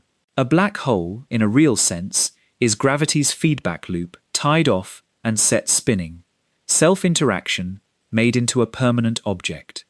Classically, general relativity handles this masterpiece flawlessly. It is only when you ask for the quantum version of the same self-embrace that the arithmetic detonates. The verdict, once suspected, took decades to make airtight, and the making is its own quiet drama. Through the 1960s, Richard Feynman and Bryce DeWitt built the machinery for computing quantum corrections to gravity. The very idea of the graviton's feedback, diagram by diagram. In 1974, Gerard Hooft, the same young Dutchman who had tamed the electroweak infinities, and his mentor, Martinus Veltman, performed the first complete accounting of pure gravity's lowest level corrections, and found something maddening. By an apparent accident of algebra, the worst infinities cancelled. Pure gravity, at first order, squeaked through. Hope flickered. Perhaps Einstein's theory possessed some hidden miracle of self-cleaning. Add any matter to the universe, though. One electron, one photon, and the cancellation broke, and infinity poured in. Still, the diehards could dream that gravity alone, in an empty universe, might be secretly finite at every order. That dream survived until 1986, when Mark Goroff and Augusto Sagnotti pushed the calculation to the second level of corrections, a computation of legendary difficulty, and found the divergence, explicitly, coefficient and all. No miracle, no hidden cleaning. Pure gravity, quantized the straightforward way, generates uncontrollable infinities at the second order of precision, and the last mathematical loophole closed with a number on a page. So there it stands, the failure at the center of physics, now fully in your hands. The stage cannot be quantized by any method that worked for the actors, because the stage feeds on itself with a strength that compounds, and the arithmetic of that compounding detonates precisely at the address a cautious German professor computed in 1899. And yet, here is the turn the whole night has been building toward. The physicists who understand this failure most deeply are not in mourning, because hidden inside Wilson's redemption of the rug is a stunning reinterpretation of what non-renormalizable actually means. It has happened before, you see. There was another theory, decades ago, with exactly this disease, a dimensionful coupling, compounding infinities, a computable detonation scale, and that theory's infinity turned out to be the most accurate prophecy in the history of physics. What it prophesied was found, at the predicted address, by machines built for the purpose. The disease, it turns out, can be a map. That story is next. In 1933, a theory was born with exactly the same disease that quantum gravity has, and its story is the reason the mood of this night is about to change. The theory belonged to Enrico Fermi, and it concerned the humblest of subjects, radioactive decay. Certain atomic nuclei, everyone knew, spontaneously transform. A neutron inside turns into a proton, spitting out an electron, and a ghostly neutrino in the process. This is beta decay, the process that makes some rocks warm and some elements unstable, and in the early 30s, nobody had any theory of it at all. It was clearly the work of some new force, not electromagnetism, not the nuclear glue, something weaker and stranger. Fermi, with characteristic directness, wrote down the simplest mathematics that could possibly work. The four participating particles simply meet at a single point, and the transformation happens. One vertex, one new constant of nature to set the strength, now called Fermi's constant, and done. The famous journal Nature rejected the paper as too remote from reality. Fermi was reportedly so stung that he turned for a while from theory toward experiment, a sulk that history should thank, since it set him on the road to the first nuclear reactor. And the theory he shelved was, in fact, one of the most successful ever written. Consider the nerve of it. The neutrino it relied on was itself pure hypothesis, proposed by Pauli in 1930 as a desperate bookkeeping trick to save energy conservation, and not actually detected until 1956, 26 years later. A theory built on an undiscovered particle, rejected by the leading journal of the age, went on to govern nuclear physics for 2 generations. It described beta decay beautifully. It predicted rates and energy spectra. Its descendants ran nuclear physics for 40 years. And it carried a time bomb, visible to anyone who knew where to look. Fermi's new constant was not a pure number. Like Newton's constant, you can hear the story rhyming already. It carried dimensions, and dimensions of exactly the fatal kind. The strength of Fermi's interaction grows with energy. At the energies of radioactive nuclei, a few million electron volts, the force is genuinely weak, and the theory is a precision instrument. But run the interaction at higher and higher energies, and the mathematics compounds, just as gravity's does. Push toward a computable threshold, roughly 300 billion electron volts, 300 giga-electron volts, and the theory detonates. Probabilities climb towards certainties, and past them, predictions turn to nonsense, and the infinities arrive in endlessly multiplying species. Fermi's theory of the weak force was non-renormalizable. Same diagnosis as gravity, same disease, same arithmetic, same shape of doom, just with a detonation address 15 orders of magnitude nearer than the Planck scale. Now, what would you conclude from that, if you were a physicist of the 1950s? There were two available readings. The pessimist's reading, the theory is rotten, the infinities are a scandal, the whole framework of quantum fields has failed. Some very good people held that view. But the other reading, the one that turned out to be true, is the one I want to hand you tonight, polished, because it is the key that unlocks the final act of our story. The optimist's reading said, Fermi's theory is not wrong. It is a low-energy portrait of something deeper. That single point where four particles meet is not really a point. Zoom in far enough, and it must resolve into structure. Some new particle, too heavy to see at nuclear energies, being exchanged like a ball too fast for the eye. The dimensionful constant on this reading is not a flaw. It is a measurement, in disguise, of the mass of the unseen messenger. And the detonation threshold, the energy where the infinities take over, is not the theory dying, it is the theory pointing. The new physics lives near here. The infinity was never a number. It was a message, with a return address written on the envelope. You know how this ends, but let it land with its full weight, because it is one of the great vindications in the history of science. Theorists, Glashow, Salam, Weinberg, built the deeper theory, the weak force carried by heavy messenger particles, the W and Z bosons, in a framework fully renormalizable once the messengers were included.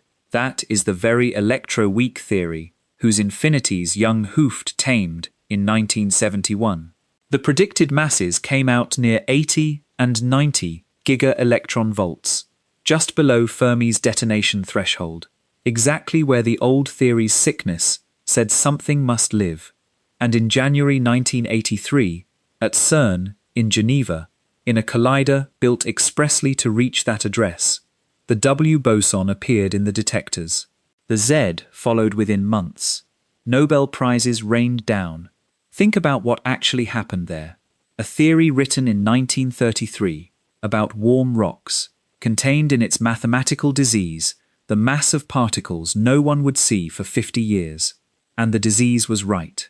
Non-renormalizability, the very pathology we spent the last part despairing over, has a confirmed track record as prophecy. It is not a death certificate. It is a treasure map. And the one time humanity fully excavated the marked spot, the treasure was there. And so we return to gravity with new eyes. This is the reframe that modern physics actually lives by, the one Kenneth Wilson's revolution made standard. Einstein's general relativity, quantized in the straightforward way, is non-renormalizable, meaning, in the Fermi light, it is a flawless low-energy portrait of something deeper. And this reading is not merely a slogan, it does real work. Treat quantum gravity as an effective theory, valid below the Planck scale, agnostic about what lies beneath, exactly as Wilson taught, and you can genuinely calculate with it. Physicists have done so.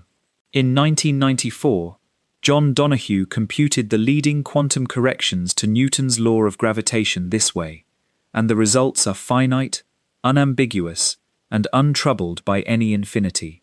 Corrections so small, at laboratory distances, that they alter gravity at the level of 1 part in 10 to the power of 40, which is why no experiment notices them, and none soon will.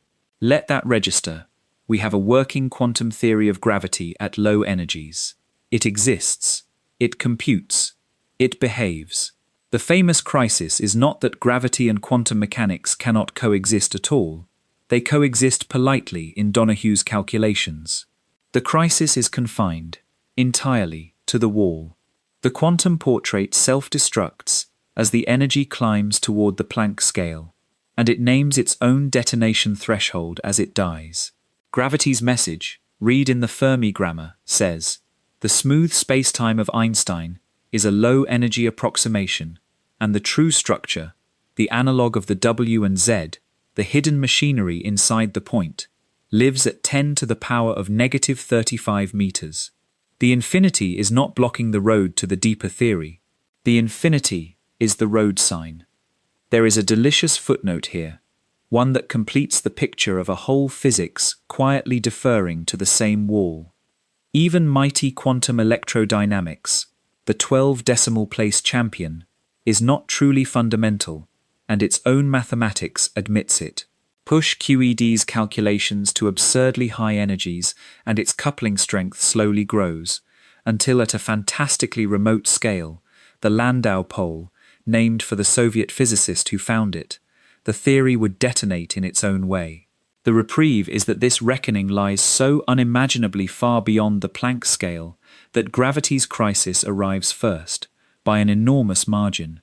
Every theory in the Standard Model, examined closely, carries some such internal expiration notice, and every one of those notices is post-dated past the Planck wall. The whole edifice of modern physics, read carefully, is a set of magnificent approximations that all point, with different handwriting, at the same address, and gravity's letter simply has the earliest postmark. I should be honest about the disanalogy, because the honesty is part of this channel's contract with you, and because it sharpens, rather than weakens the point. Fermi's threshold sat at 300 giga-electron volts, reachable by a machine that ambitious engineers could actually build in a Geneva suburb. Gravity's threshold sits 15 orders of magnitude higher. A collider reaching the Planck energy with any technology descended from ours would, by the standard estimate, need to be roughly the size of a galaxy. Nobody is building it. The treasure map is real. The X is drawn with 20 decimal place precision, and the marked spot lies, for now, beyond every shovel we own. That is a profound frustration, and the final parts of tonight will face it squarely, including the places where nature herself may have already dug for us. But notice what has quietly happened to the character of the problem across the last hour. It began the night as a humiliation, our two best theories, contradicting each other, collapsing into infinities. It stands now as something else, the best documented signpost in science, planted at a computable address, in a genre of signpost that has never yet lied to us. Every non-renormalizable infinity physics has ever pursued to its source has been a message about hidden structure, and the one time we could afford the journey, the structure was found on schedule.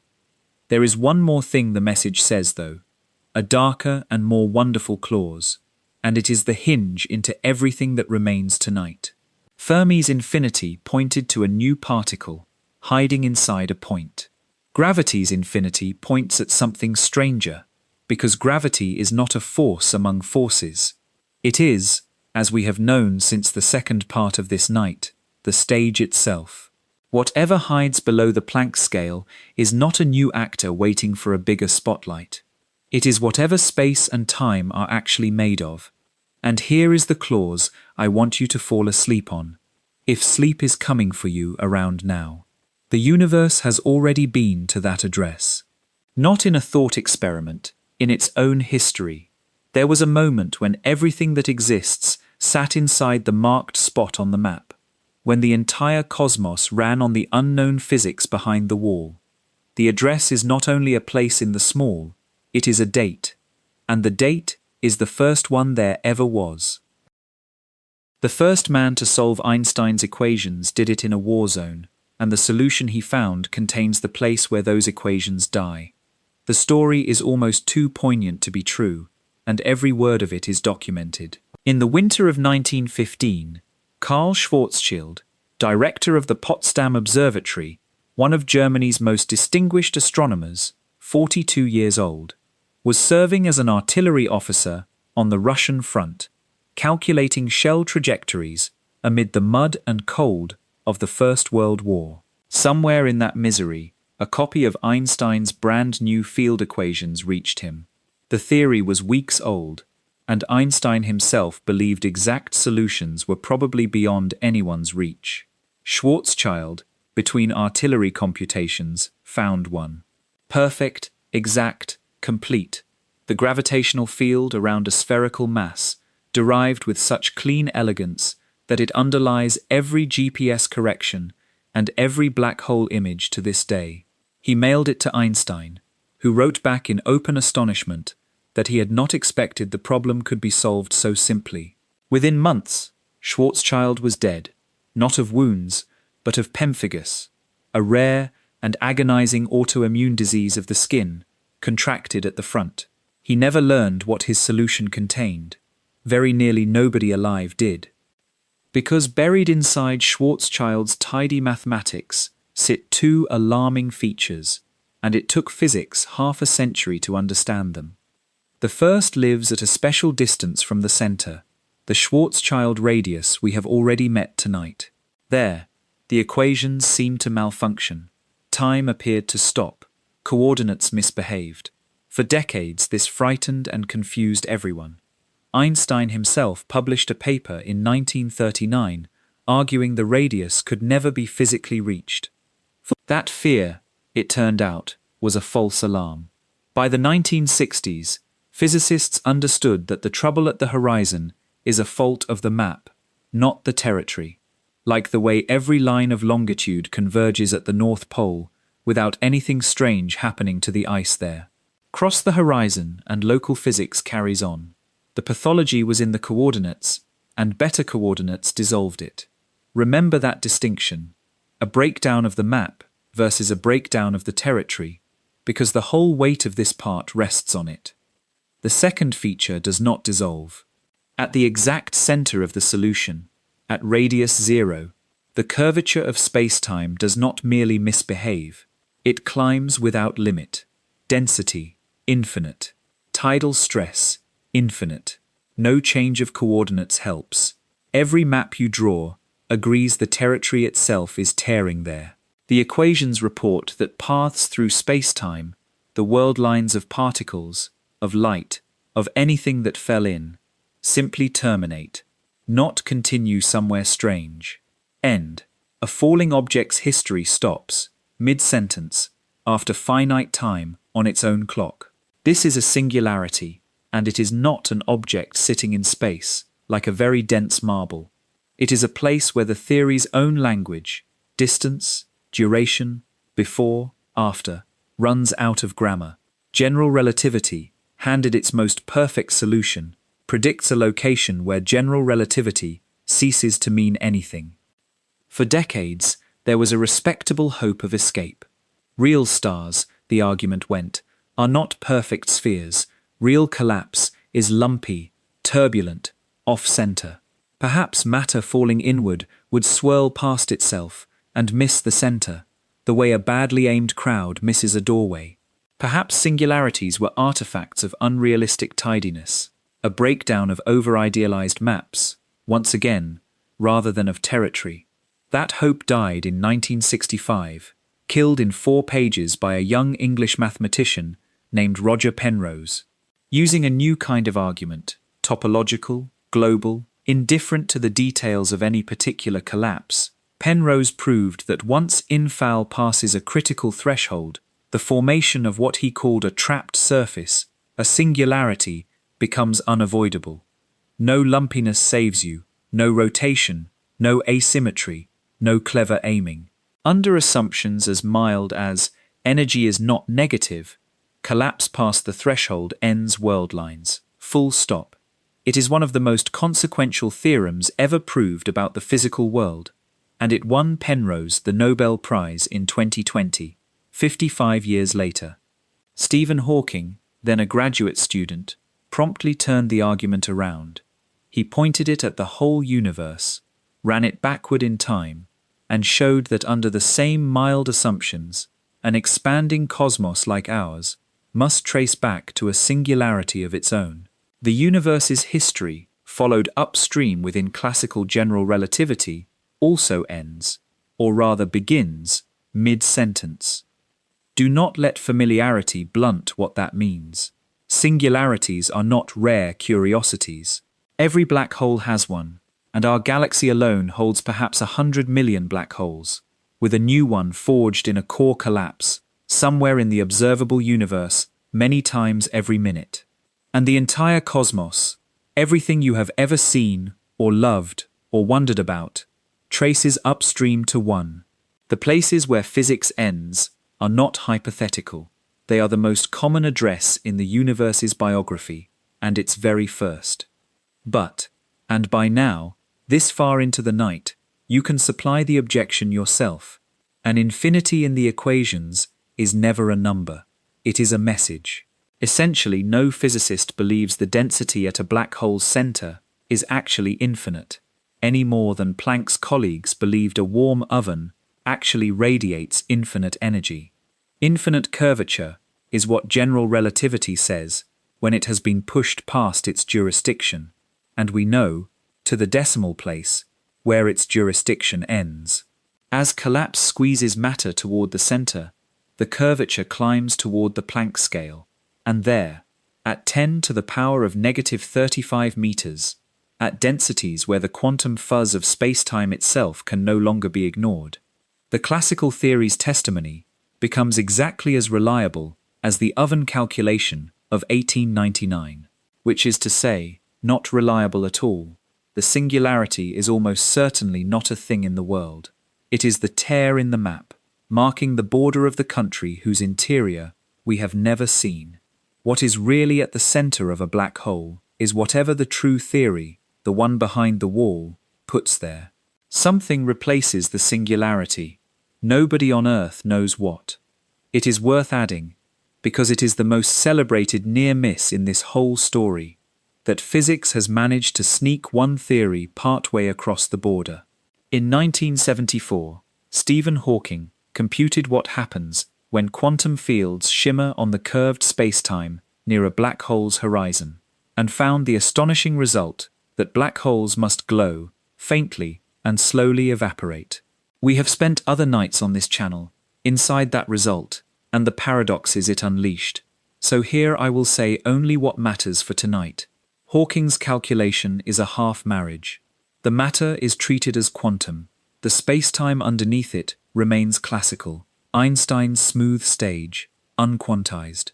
It is a brilliant approximation.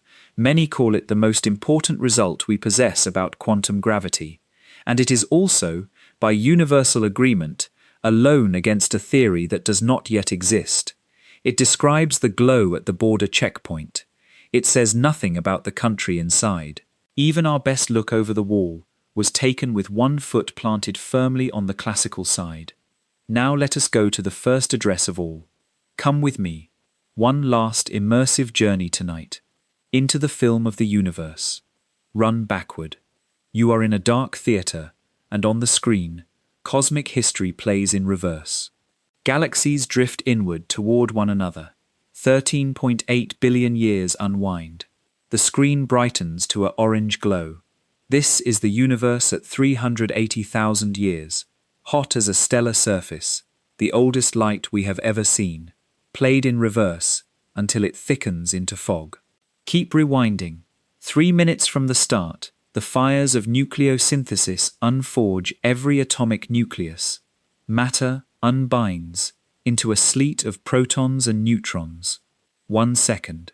The universe is a furnace of 10 billion degrees, and even the ghostly neutrinos are trapped in the crush. The film accelerates through stranger frames, quarks unconfined, forces merging one into another, the entire observable cosmos contracting through the size of a star, a city, an atom.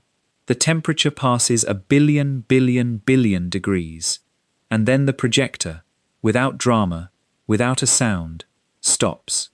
One frame remains on the screen.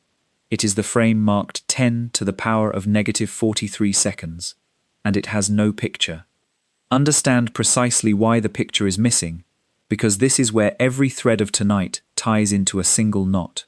In that final frame, the entire observable universe is compressed within the Planck scale of itself, everything heavier than 100 billion galaxies, smaller than a single proton. Both locks are engaged at once, on everything. Gravity is total, quantum uncertainty is total, and our two theories, forced at last to speak together about every point of space simultaneously, produce, you know the word by now, infinities. The frame before this one does not exist in any theory we possess.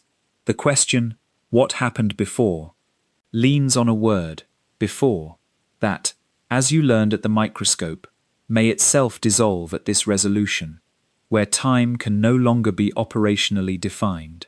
This is the Planck epoch, the first 10 millionth of a billionth of a billionth of a billionth of a billionth of a second of existence. It is the one chapter of cosmic history with no text, only a heading. Physics can narrate everything after it, the forging of helium, verified in the abundances of the stars, the release of the background light, photographed across the whole sky, the growth of galaxies, the birth of the sun, the assembling of your body from atoms forged in dying stars. The story is continuous, confident, and checked against observation, all the way back until one syllable in, where it stops. And here is the thought I promised you would carry from this part, the one worth holding as you drift. This is not ancient history in the way a pharaoh is ancient history. Every proton in your body, every single one, in your hands, your heart, the eyelids growing heavy right now, has existed since that first second, and its ingredients passed through the frame with no picture. The matter you are made of has already been to the place our equations cannot go. It was there. It came through. Whatever physics reigns behind the wall, whatever replaces space, time, and the singularity, your atoms have direct, personal, 13.8 billion-year-old experience of it, and they are carrying that experience through your bedroom tonight, telling nothing. The deepest secret in physics is not hidden in some distant galaxy or exotic machine. You are made of it. The universe wrote its unreadable first chapter into everything that exists, and then, in at least one corner of one galaxy, some of that matter woke up and started asking what the chapter says. The remaining question of tonight is how anyone could ever hope to read it, and whether the reading has, perhaps, already begun. A century of failure has not been a century of idleness. Behind the wall we cannot cross, physics has been building, speculatively, mathematically, sometimes gorgeously, and before this night resolves, you deserve an honest tour of the construction sites. I will keep the tour calm and fair, and I will keep the price tags visible, because on this channel, we do not sell speculation as certainty. There are two great roads, and a scattering of smaller paths, and they all begin from the same trailhead. The conviction, which by now you share, that smooth, continuous space-time is not the final truth, that gravity's infinity is a message about hidden structure at the Planck scale. Where the roads differ is in what they think the structure is. The first road says, the problem is the point. Every infinity we have met tonight, remember, traces back to interactions at literal mathematical points, the electron's field blowing up at zero radius, the graviton cascade detonating at zero distance. Points are where zeros live, and zeros in denominators are where infinities come from. So, this road proposes, perhaps nature contains no points at all. Perhaps the fundamental objects are tiny extended things, one-dimensional filaments, strings, each roughly a Planck length long, whose different vibrations appear to us as the different particles, the way different vibrations of one guitar string sound as different notes. The move is surgical. If interactions are smeared over an extended object, rather than concentrated at a point, the fatal zeros never occur, and the infinities of quantum gravity simply do not arise. And string theory offers one gift beyond that surgery, a gift that made thousands of physicists devote their lives to it. When you work out the possible vibrations of a closed loop of string, one of them, unavoidably, is a massless particle with exactly the properties the graviton must have. Gravity is not inserted into string theory, it falls out. The theory of the very small, unasked, hands you the force of the very large, the only framework we possess in which that happens by necessity. The price tag, however, is steep, and we have devoted an entire previous night on this channel to reading it honestly. The mathematics wants extra dimensions of space, curled beyond sight. It leans on a symmetry between matter and force particles that colliders were expected to reveal and have not. And its landscape of possible versions is so enormous that extracting a unique testable prediction has defeated 50 years of brilliance. It is a cathedral of mathematics whose front door, an experiment, any experiment, has never been found. Fairness demands one more line in its favor, though. Inside the cathedral, real theorems have been proved. String theorists counted, from first principles, the microscopic states of certain idealized black holes, and the count matched exactly the entropy Hawking's half-marriage had assigned them decades before, the first time any theory derived that number rather than inheriting it. Whatever string theory ultimately is, it has shown it can do genuine quantum gravitational arithmetic in at least one corner of the library, and no rival has yet matched that particular feat. The second road says, the problem is not the point, the problem is the stage, and the answer is to quantize it anyway, properly, on its own terms. This is loop quantum gravity.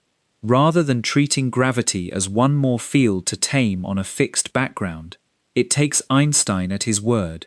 The field is the geometry, and applies the quantum rules directly to geometry itself, to areas, to volumes, to the very fabric. What emerges, in the mathematics of Abhay Ashtekar, Carlo Rovelli, and Lee Smolin, from the 1980s onward, is a picture where space is not infinitely divisible. Area comes in smallest possible units, quanta of area, around a Planck length squared. Volume comes in smallest grains. Space, on this road, is woven from discrete threads of quantum geometry, and what we call smooth emptiness is the coarse view of an enormously fine weave, the way a cotton sheet looks continuous until the microscope reveals the threads. And notice how elegantly this dissolves the infinities. They came from wavelengths without limit, from probing distance zero, but if there is a smallest thread of space, there is no distance zero to probe. The catastrophe is cut off by the granularity of reality itself, exactly the way Planck's quanta cut off the ultraviolet catastrophe a century ago. The rhyme is beautiful. The price tag is real here too. Recovering the smooth space-time of Einstein from the weave, in full generality, remains unfinished homework. The theory struggles to say how ordinary matter joins the story. And, once more, there is no experimental confirmation of any of it. One of loop quantum gravity's results, though, deserves its own moment tonight, because it reaches directly into the frame with no picture. Apply the loop framework to the early universe, and the equations do something no classical theory can. They cross the border. In loop quantum cosmology, as the rewound universe squeezes toward the Planck density, the quantum granularity of space generates a kind of pressure, a resistance that classical gravity lacks. And the collapse does not terminate in a singularity. It bounces. The infinite density full stop is replaced by a moment of maximum finite density, on the far side of which lies a previous universe contracting. The Big Bang, on this reading, was not a beginning but a rebound, the exhale after another cosmos's inhale. I must be scrupulous with you. This result is obtained in simplified, symmetric models. Whether it survives in full generality is unknown, and no observation has confirmed any imprint of a bounce. But savor what it represents. For the first time in this entire night, you have heard a sentence about what might lie before the Planck epoch. And it was produced not by fantasy, but by a candidate theory doing exactly what successor theories have always done, replacing an infinity with finite physics, the way Planck replaced the ultraviolet catastrophe and Bethe replaced the electron's infinite cloak. Beyond the two great roads wind smaller paths, and honesty requires their mention, each in a breath. Perhaps quantized general relativity rescues itself at high energy, its runaway coupling curving back to a stable fixed point, an idea called asymptotic safety, proposed by Steven Weinberg, alive and actively computed to this day. Perhaps space-time should be assembled in a computer from Planck-scale building blocks and allowed to organize itself, causal dynamical triangulations, whose simulations really do grow four-dimensional universes under the right conditions. Perhaps reality is at bottom nothing but a web of cause and effect. Causal set theory, whose sparse skeleton of events predicted, decades early, roughly the right size for the universe's mysterious accelerating expansion. And perhaps, the most subversive path of all, walked by Roger Penrose, whose theorem anchored our last part. The thing that must bend is not gravity, but quantum mechanics itself. We have walked that path on another night. Each of these carries the same tag as the cathedrals, mathematically serious, experimentally unconfirmed. Which brings us, finally, to the ledger, and on this channel, we always read the ledger. Direct experiments at the Planck scale, none, and none coming. The collider that could reach the Planck energy would, by the standard estimate, be roughly the size of a galaxy. Confirmed predictions of any quantum gravity theory, 0 in a century. Experimental contradictions of general relativity, or quantum mechanics in their own domains, also 0. Each theory, maddeningly, keeps passing every test we can afford, and yet the ledger has a column that surprises people, because it is not empty, the column of real data that already touches the question. Light from a gamma-ray burst, racing 7 billion years across the cosmos, arrived with its colors in lockstep, already ruling out the simplest pictures of grainy space-time, a genuine Planck-scale measurement performed by the sky itself. Laboratories today are designing tabletop experiments that ask a exquisitely chosen smaller question: can gravity entangle two tiny masses? A yes, perhaps within your lifetime, would prove gravity is quantum at all, without any galaxy-sized machine. Astronomers map the fading light of the Big Bang for the fingerprints of primordial gravitational waves, which would carry news from 10 to the power of -36 seconds, the closest to the blank frame any conceivable observation can reach. Even the null results teach. A dedicated instrument at Fermilab once listened for holographic jitter in space-time and heard clean silence, closing one more speculative door.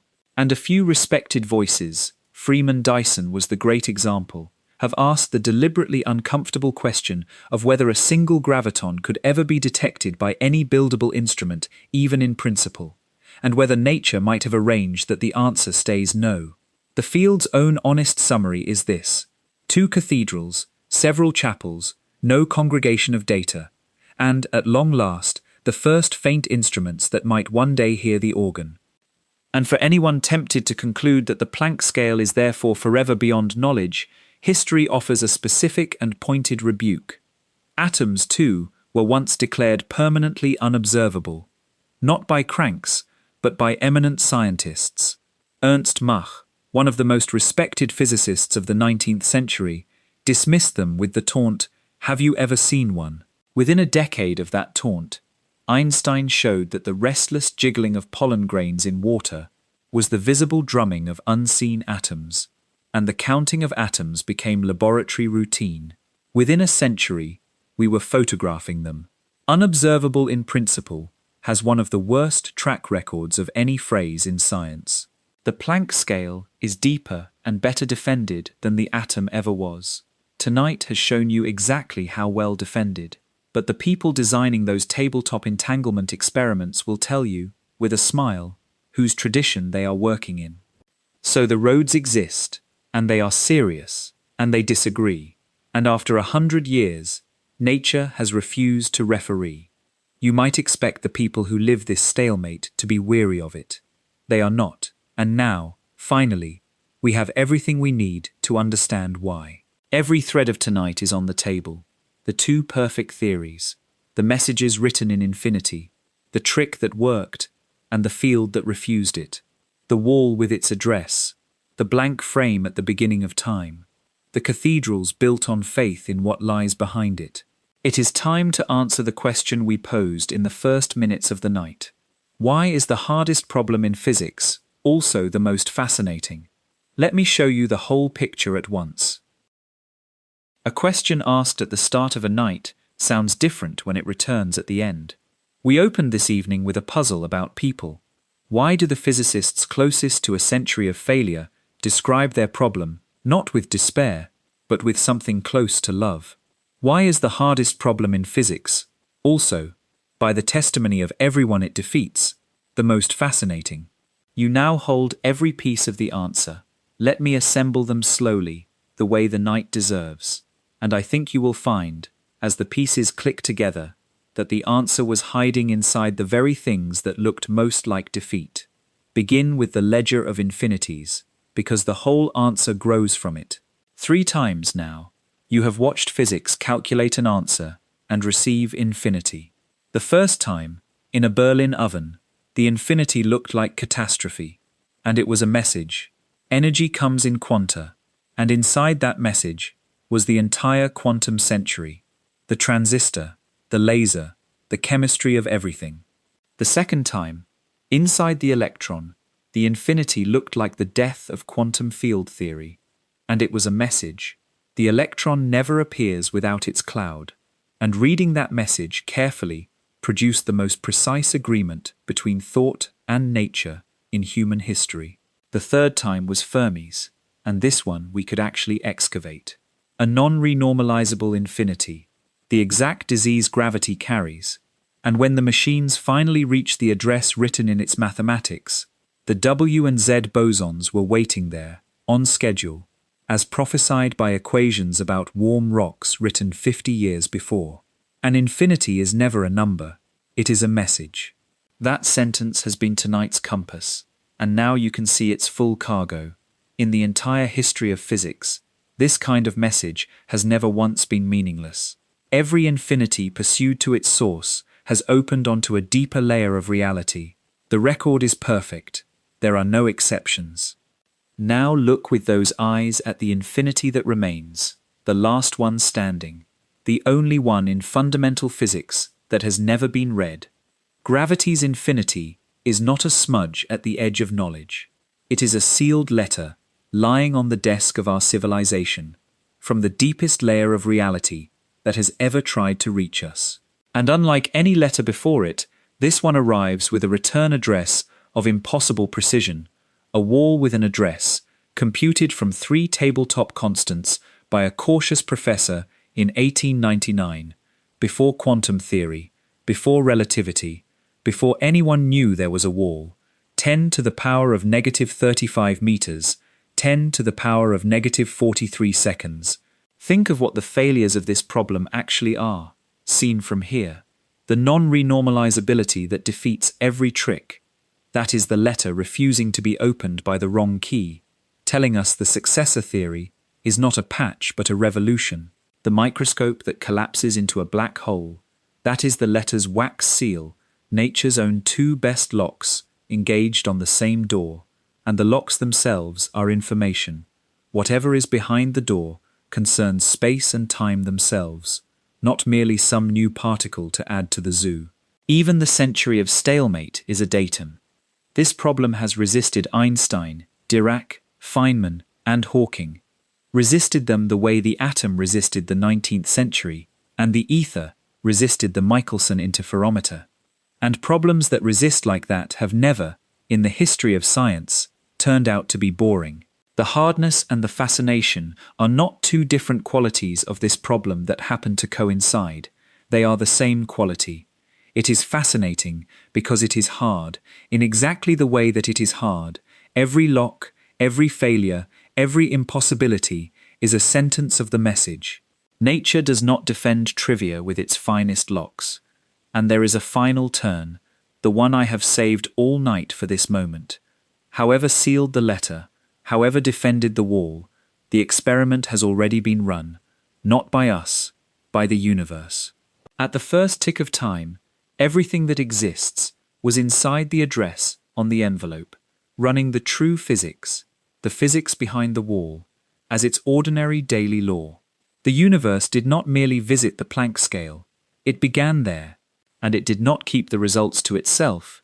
It expanded, cooled, forged atoms in the frame we cannot see, and in the furnaces after it, and those atoms became rocks and oceans, and eventually, the particular arrangement of matter, now lying comfortably in the dark, listening to a voice describe its own origin. Every proton in your body is a survivor of the Planck epoch, an eyewitness, 13.8 billion years old, to the very physics our equations cannot reach. The answer to the hardest problem in physics is not hidden away from the universe like a treasure in some other country. It is the universe, its first chapter, written into all matter, everywhere, including yours. That is why the people who work on this problem light up when they talk about it. They are not chasing an abstraction across a chalkboard. They are trying to recover a memory that everything in existence shares and nothing in existence can voice. The most fascinating problem is a homecoming. It is worth pausing in these last quiet minutes on what opening the letter would actually mean, because the stakes are not abstract either. The day the true theory of quantum gravity is written and confirmed, the blank frame at the start of the film gets its picture. Humanity learns, at last, what the first moment of existence actually was, whether a beginning, a bounce, or something our language does not yet contain.